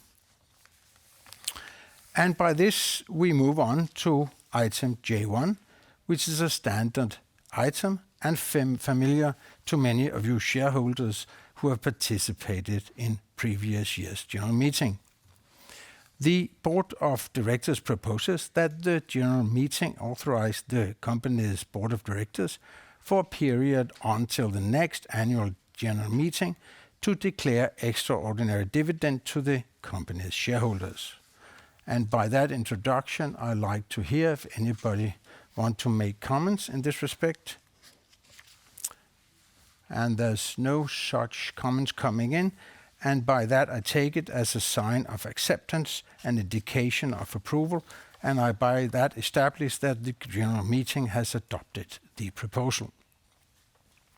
This leads us to J2 regarding an update of the remuneration policy. Especially the Board of Directors proposes, in respect of executive management, to include introduction of a minimum personal shareholding requirement, reduced notice periods, and stricter non-compete terms, as well as a modification of a few key features of the long-term incentive program. As to the Board of Directors, the update of the remuneration policy specifically provide for the annual fee for the chair of the Board of Directors to be set as a multiple of regular board fees plus additional fees for committee responsibility. I refer to the notice convening this general meeting, and an updated version of the remuneration policy have been made available at the company's website. And by that, I invite any comments or questions in this respect. And the indication is that no question or remarks is on its way. So by that, I conclude that debate is closed, and I also conclude that that is evidence that the general meeting have adapted the proposal. Thank you. The next item is J3 concerning the reduction of the company's share capital.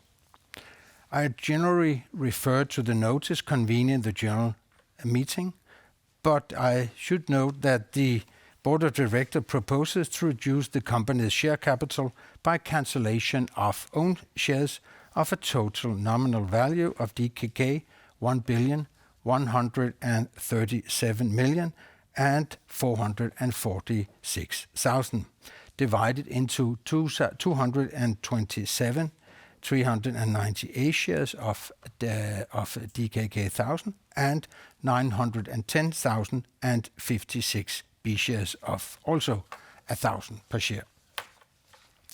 The capital reduction will take place at a premium at a price of DKK 1,655,52 and DKK 1,695,54 for A and B shares respectively, to the average price at which the shares have been repurchased.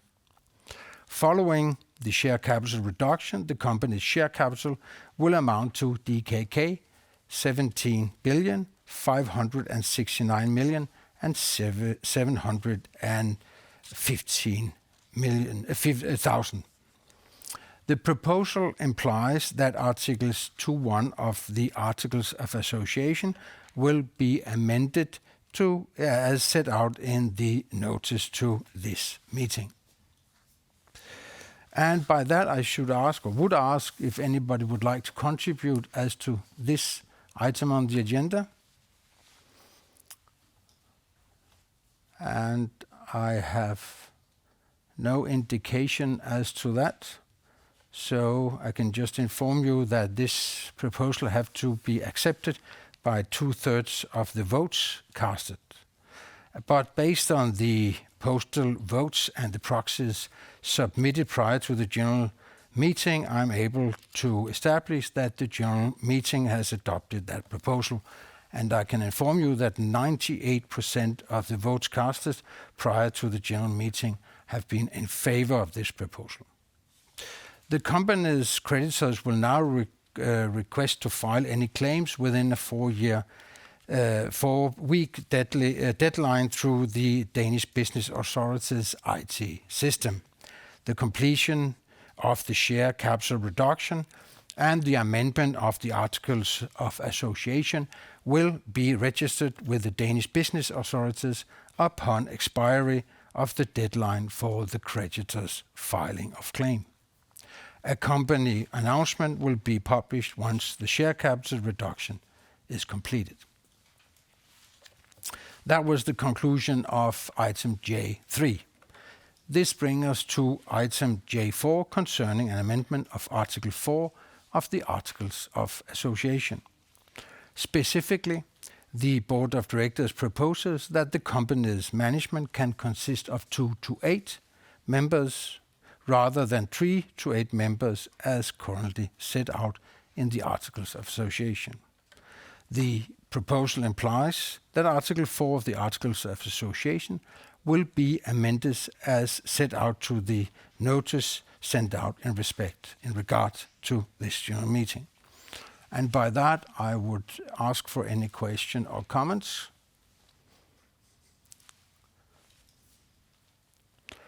And it appears that no questions or comments are being made. And I can inform the shareholders that also this proposal requires 2/3 majority.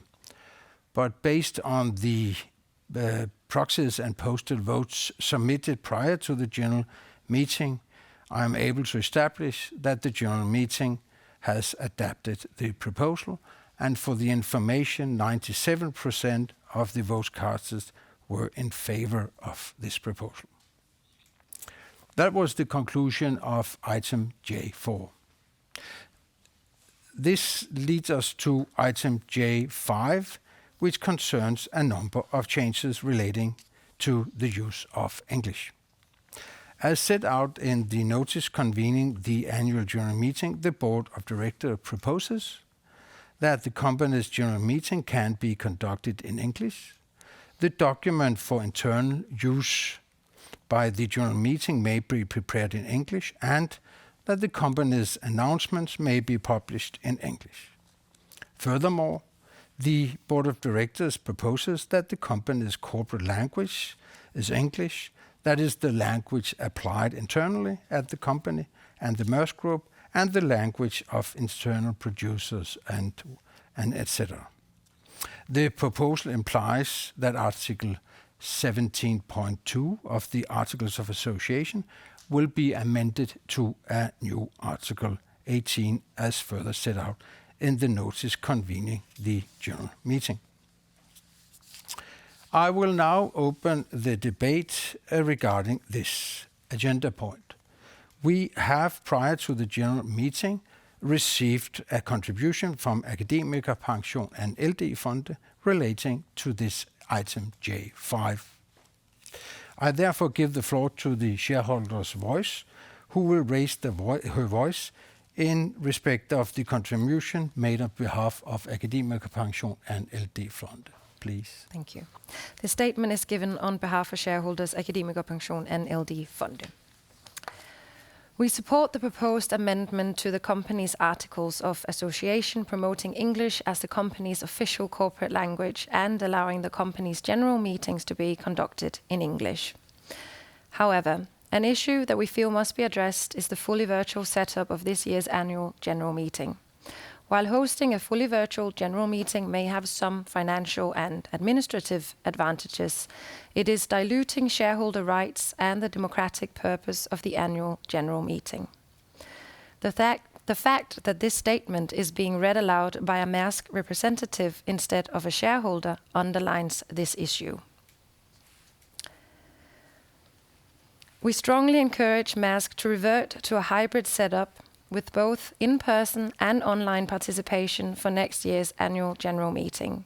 Alternatively, shareholders must be allowed to speak themselves either by pre-recorded video or live on screen in order to ensure the preservation of shareholder rights going forward. Thank you for the question and remarks made by Akademikerpension and LD-Fonde. And thank you for the support of conducting the AGM in English. The matter of the virtual AGM have already been addressed by the chairman during the report earlier today, so we take it that the comments could be referred to that. So no further comments would be necessary. And we have another contributor in respect to item J5, and that is Anne Birgitte Mærsk Hvid, and I hand over the floor to Anne Birgitte Mærsk Hvid. I'm sorry that it wasn't possible for us to make known that we would like the AGM to still be held in Danish. I like it when Danish companies are proud of being Danish. Thank you for the question or the remark by Anne Birgitte Mærsk Hvid. Tak for kommentaren, and I give the floor to the chairman of the board of directors og jeg giver for ordet til bestyrelsesformanden. So thank you for that comment. So first of all, of course, we're very proud of our Danish heritage. And we're also very mindful that we have many Danish shareholders. In fact, our biggest shareholders are Danish, and they are also very active in Denmark with their investments as well as through donations. But A.P. Møller Maersk is an international company. We have a very international leadership team. We have 10 different nationalities in the team. And we also have to acknowledge that we have an international board. I was not born in Denmark. I was born in Sweden. We have a CEO who was not born in Denmark. We have a CFO who was not born in Denmark. So we are a truly international company. Again, we're proud of our heritage here in Denmark. We have a very big base in Denmark. We continue to hire international talent to Denmark to be part of this company. But we are an international company. And if you come to our headquarters, you will quickly notice that the most common language in this headquarter is English. And many of our shareholders also have a preference for English. So that is the reason why we also believe it's fair to our shareholders, all our shareholders, that we conduct the AGM in English. Thank you to the chairman for the response to Anne Birgitte Mærsk Hvid.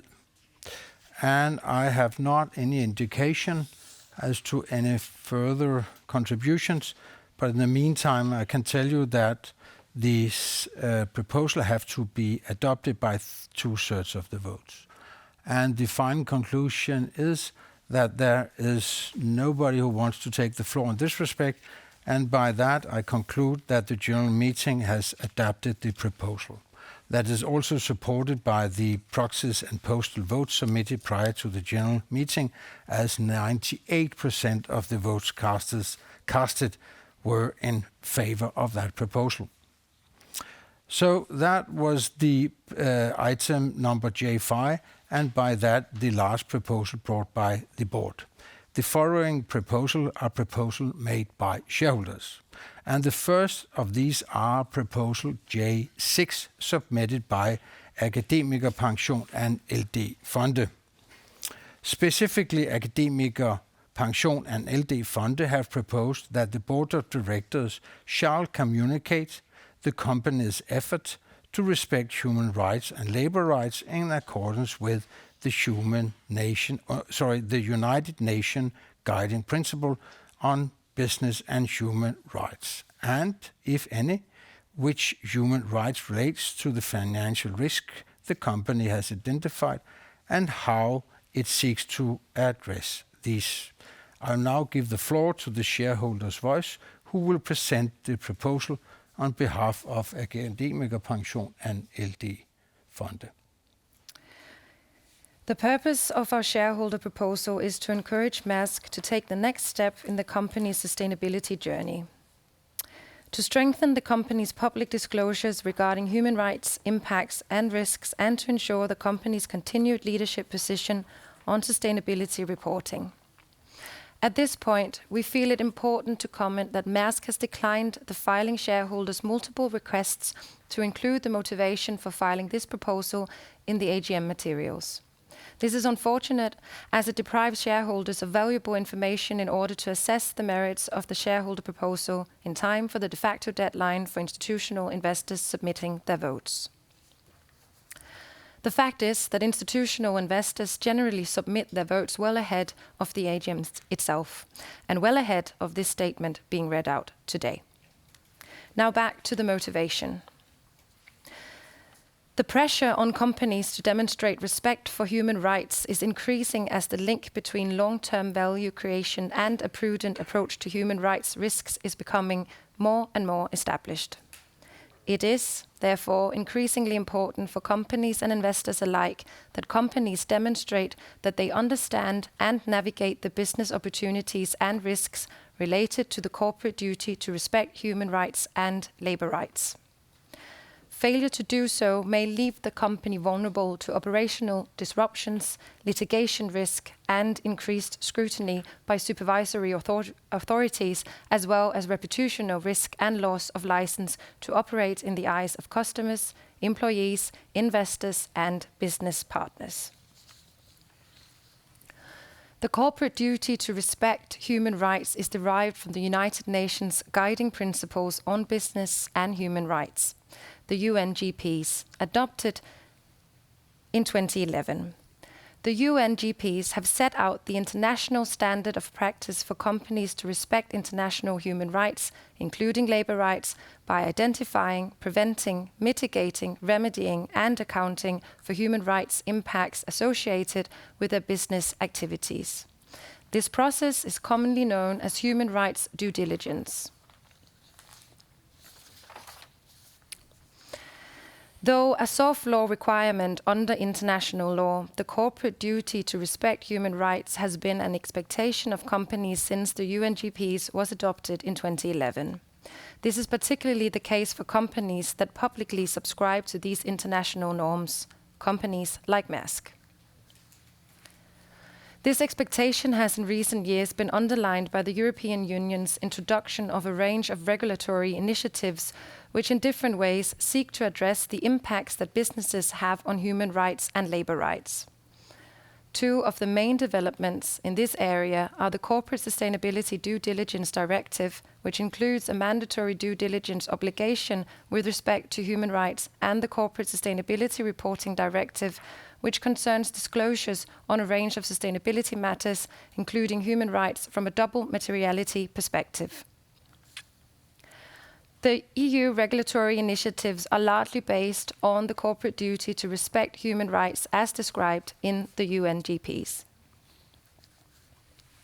Though the corporate duty to respect human rights has been long established, studies show that companies have not taken the necessary steps to demonstrate sufficient implementation of human rights due diligence processes in their operations.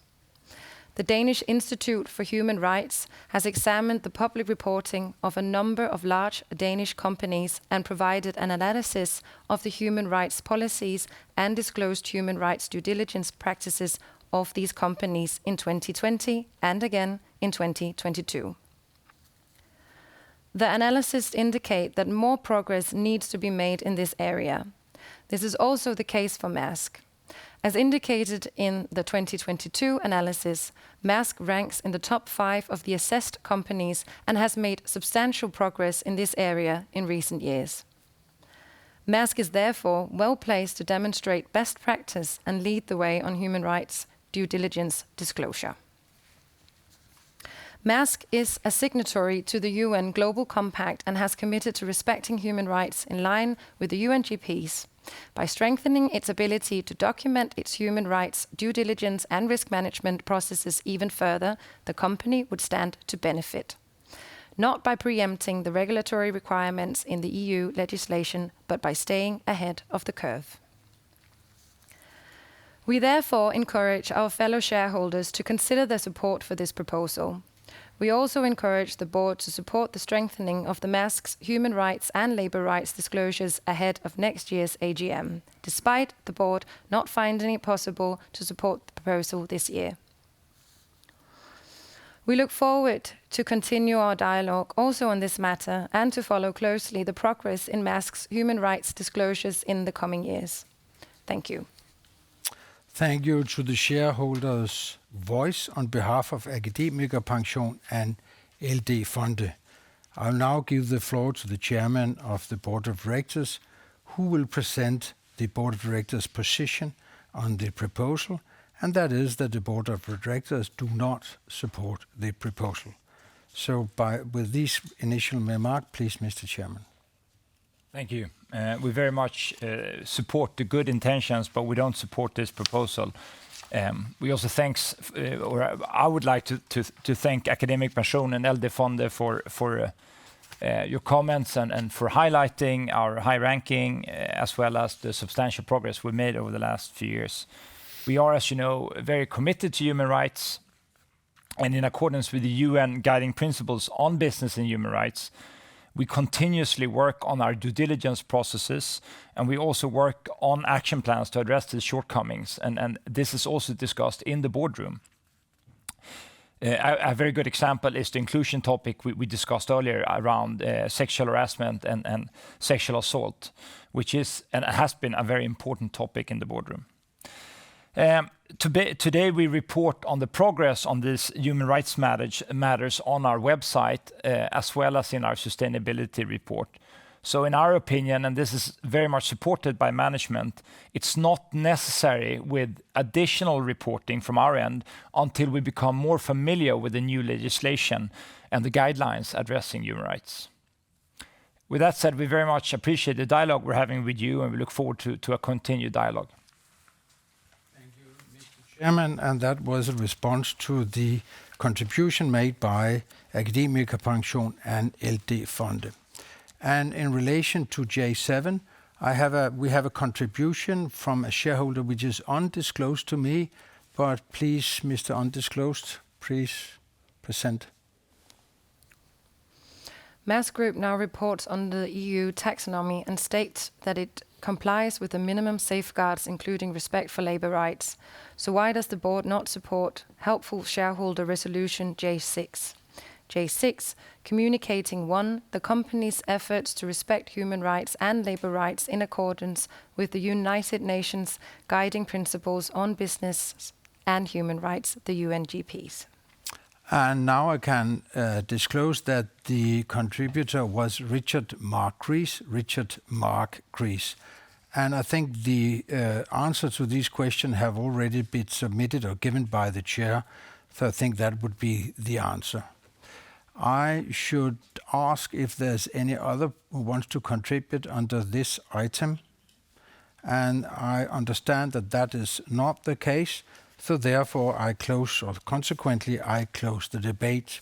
And based on the proxies and votes totally submitted prior to the general meeting, I am able to establish that the proposal is not adopted, as 95% of votes are casted against the proposal. That was J7. We now reach that was J6. We now reach J7, which is submitted by the shareholder Kritiske Aktionærer. Kritiske Aktionærer proposes that in accordance with the company's support of shipping companies globally being subject to a more fair taxation, the company shall work actively in favor of the inclusion of the shipping companies to the OECD agreement on payment of at least 15% tax for large multinational companies. I note that the board of directors do not support the proposal. I will now give the floor to the shareholders' voice, who will read out the Kritiske Aktionærers motivation of the proposal. The motivation is drafted or submitted in Danish, but comments will be provided in English. Please, Kritiske Aktionærer. Vores forslag er i virkeligheden begrundet af Søren Skov, der på et pressemøde om rederiets regnskab it's really on the basis of a statement from Søren Skov, who said in November of 2022 that he could understand that there's a lot of focus on our taxation when we have such great profits. It's important to us to have framework conditions that are competitive. And if we are to discuss taxation on the shipping sector, we need to discuss that at the OECD level so that we have level playing field. We could also hear a statement from Søren Skov on the radio on the 19th of December last year. He said, if you want to change taxation of shipping in OECD, please go ahead. End of quote. Adopting this proposal would also make amends for the fact that the company, as they have admitted, secretly worked in favor of the shipping sector be exempt from the OECD agreement of at least 15% in taxes, an agreement valid for 135 countries. There's no doubt that such a statement about expanding the OECD agreement to include shipping from a player like Maersk would be heard. I will now give the floor to the chairman, who will present the board of directors' non-supportive position on the proposal. Thank you. So I believe the company has on several occasions explained our views. But if anyone is in doubt, I encourage shareholders and others to read our annual report and not least our tax report. So we have disclosed our view on how we approach taxes in Denmark and elsewhere in the world, and I think that's very clearly outlined in our 2022 tax report. From my point of view, let me highlight that it's absolutely critical that all international shipping companies compete under the same rules, what we call a level playing field. This is not just important for Maersk. If we look at our peers here in Denmark, it's important for the entire maritime cluster in Denmark. It's absolutely essential that the maritime cluster is in no way at a disadvantage compared to other maritime clusters. We have seen from other countries that unless you have these competitive international rules in a maritime cluster, it's impossible to retain your merchant fleet, and of course it's also difficult to build up new shipping related activities if you don't have that merchant fleet. Now, to become a bit technical, we have expressed a concern about including shipping in what's called the OECD Pillar 2 model. And we know that many tax experts agree on our view on this, and the vast majority of countries in the OECD has agreed with that concern.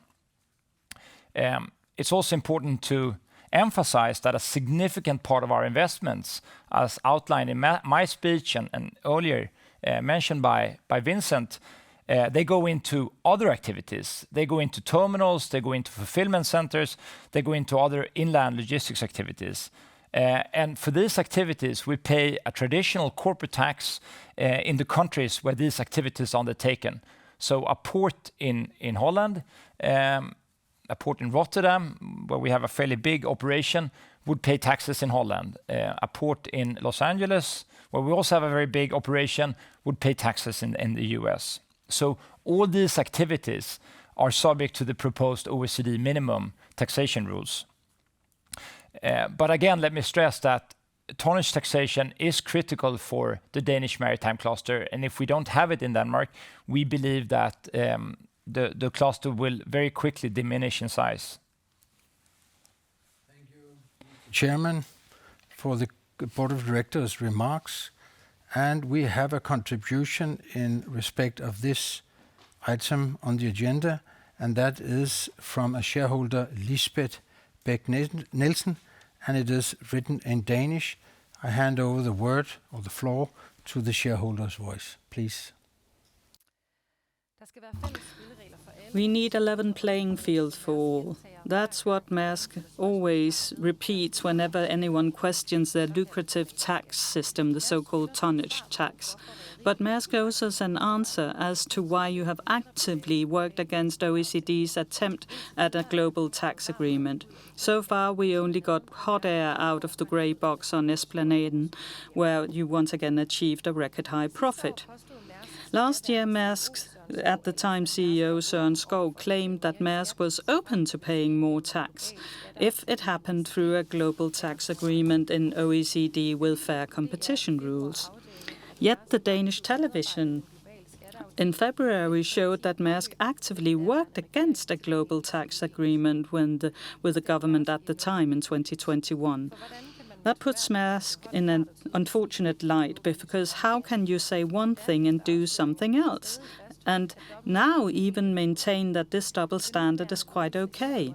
The current leadership admits that you have worked against the common tax agreement because it was unclear how the rules would be implemented. But OECD and their member countries didn't get that far before the Danish government, supported by Maersk, got shipping exempt from global company tax of 15%. Of course, Maersk is worried about international competitiveness, but it can only be solved with a global agreement.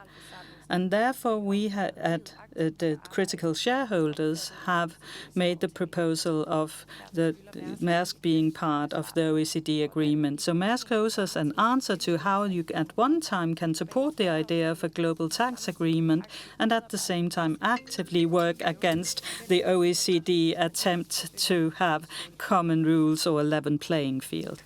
Thank you to the shareholder's voice on behalf of Lisbeth Bech-Nielsen. There were perhaps some questions in that, but comments will be made by the CEO, Vincent Clerc, please. Yeah, thank you. I can only reiterate a lot of the points that Robert has already made in the fact that we compete globally and need to make sure that we have a global level playing field.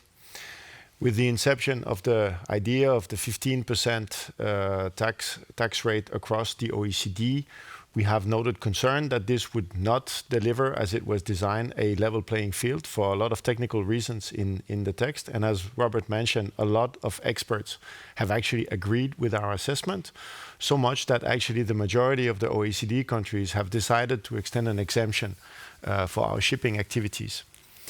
Maersk support that decision from the OECD, just like we support that on all our land-based activities, the minimum 15% tax rate will actually apply. And this is actually where most of our investments are going, as Robert also just mentioned. Thank you.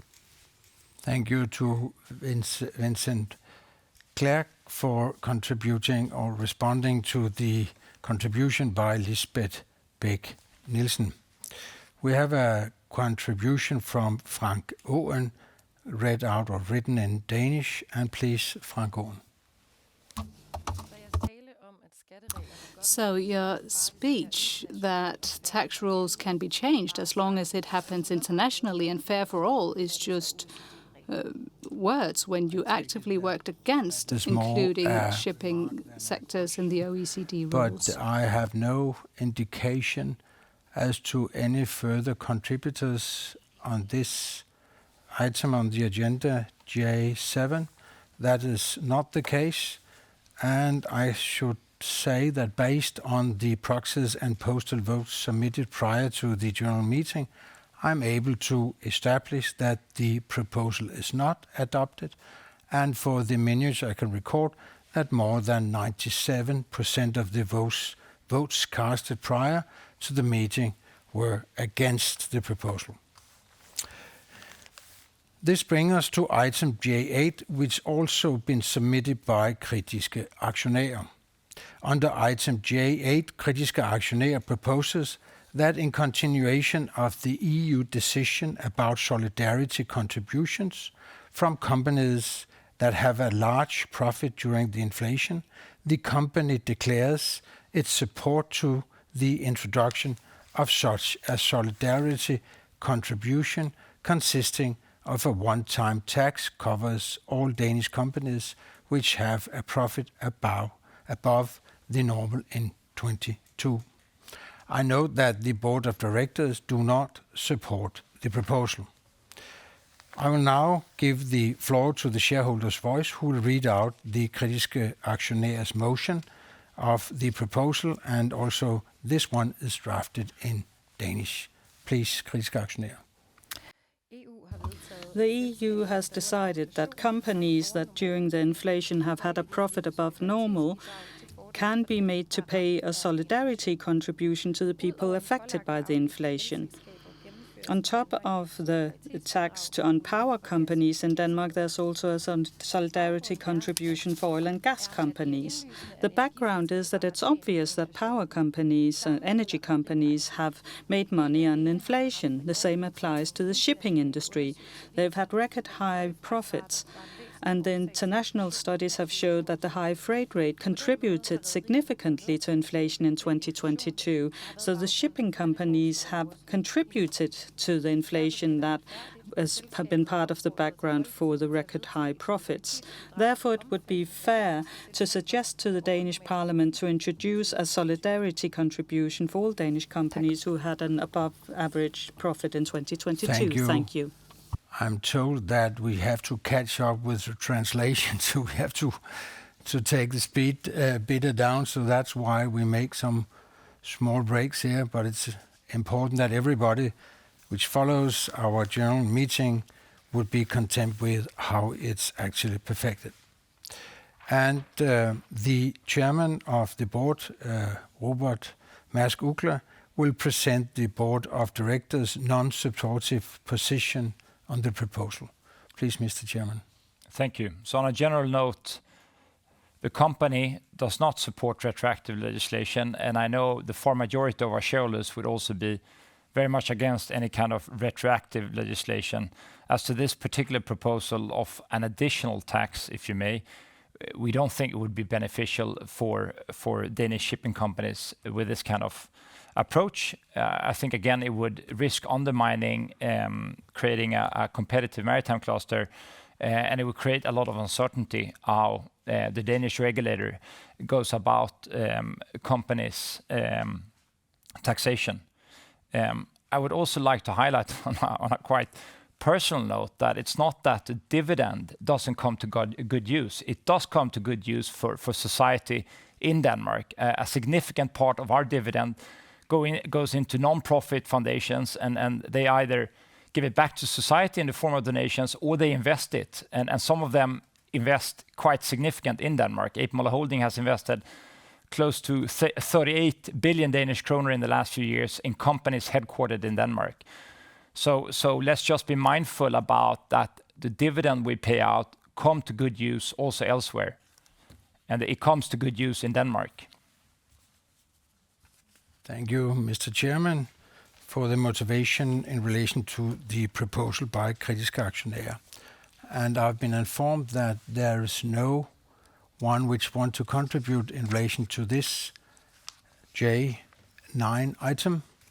And by that, I conclude that the shareholders have established that the proposal is not adopted. And for the record, I can inform you that 97% of the votes casted prior to the general meeting were against the proposal. And that concludes item number J8, and that brings us to J9.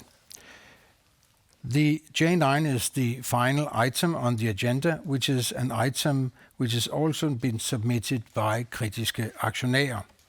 Kritiske aktionærer proposes that the company will work in favor of a revocation of Section 10 of the Danish International Shipping Registers Act, so that all seafarers on Danish vessels are covered by the right to freedom of association, and their right to freely negotiate collective agreements is safeguarded.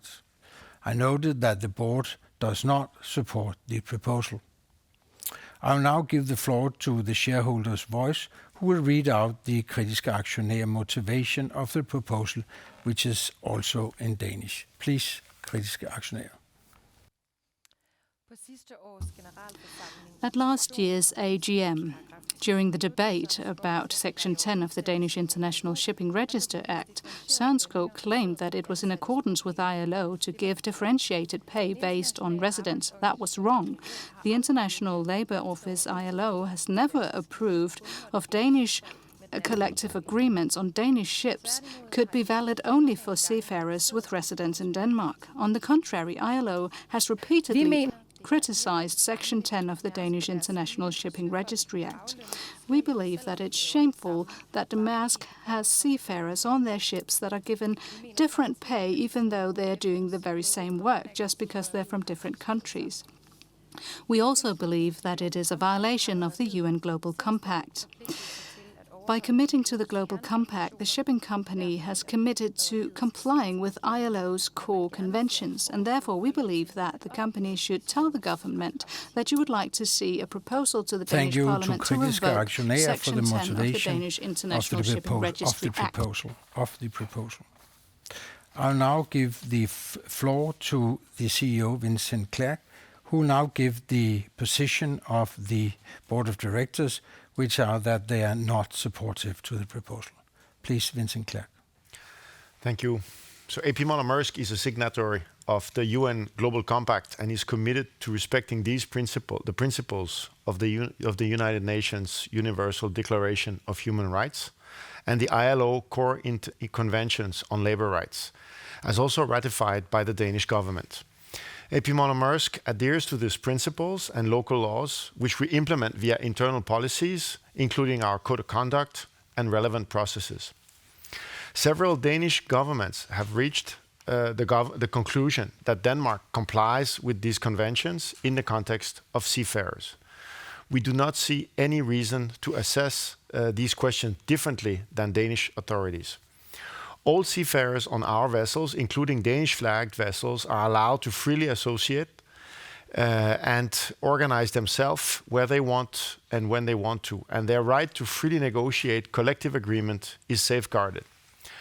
This right is exercised through the union in the country of which the seafarers is citizens or domiciled.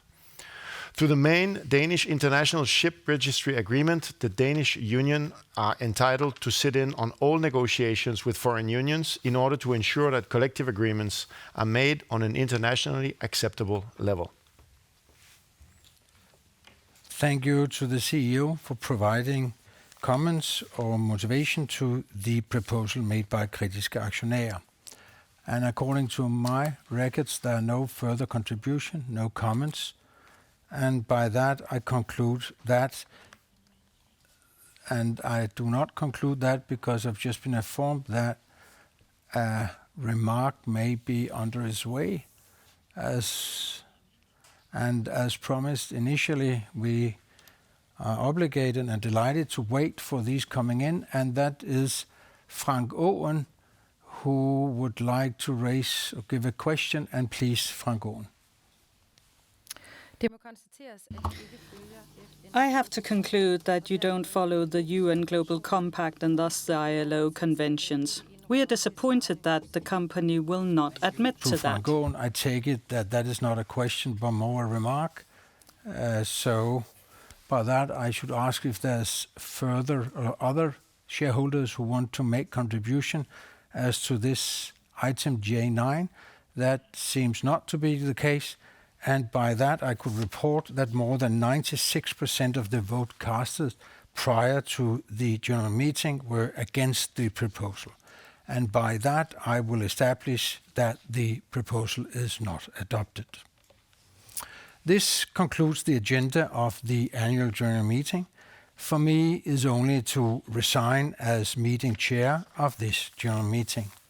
Thank you all for an orderly and successful annual general meeting of AP Møller Mærsk A/S. And thank you to the shareholders' voice for very valuable efforts. And for closing remarks, I'll now pass the floor for the last time to the chairman of the board of directors. Please, Mr. Chairman.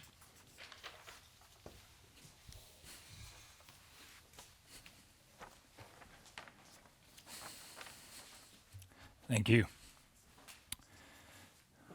So let me start by saying a big thanks to our chair of today's annual general meeting for your effort. You've been standing up for 2.5 hours, and we're very grateful for how you've conducted today's meeting.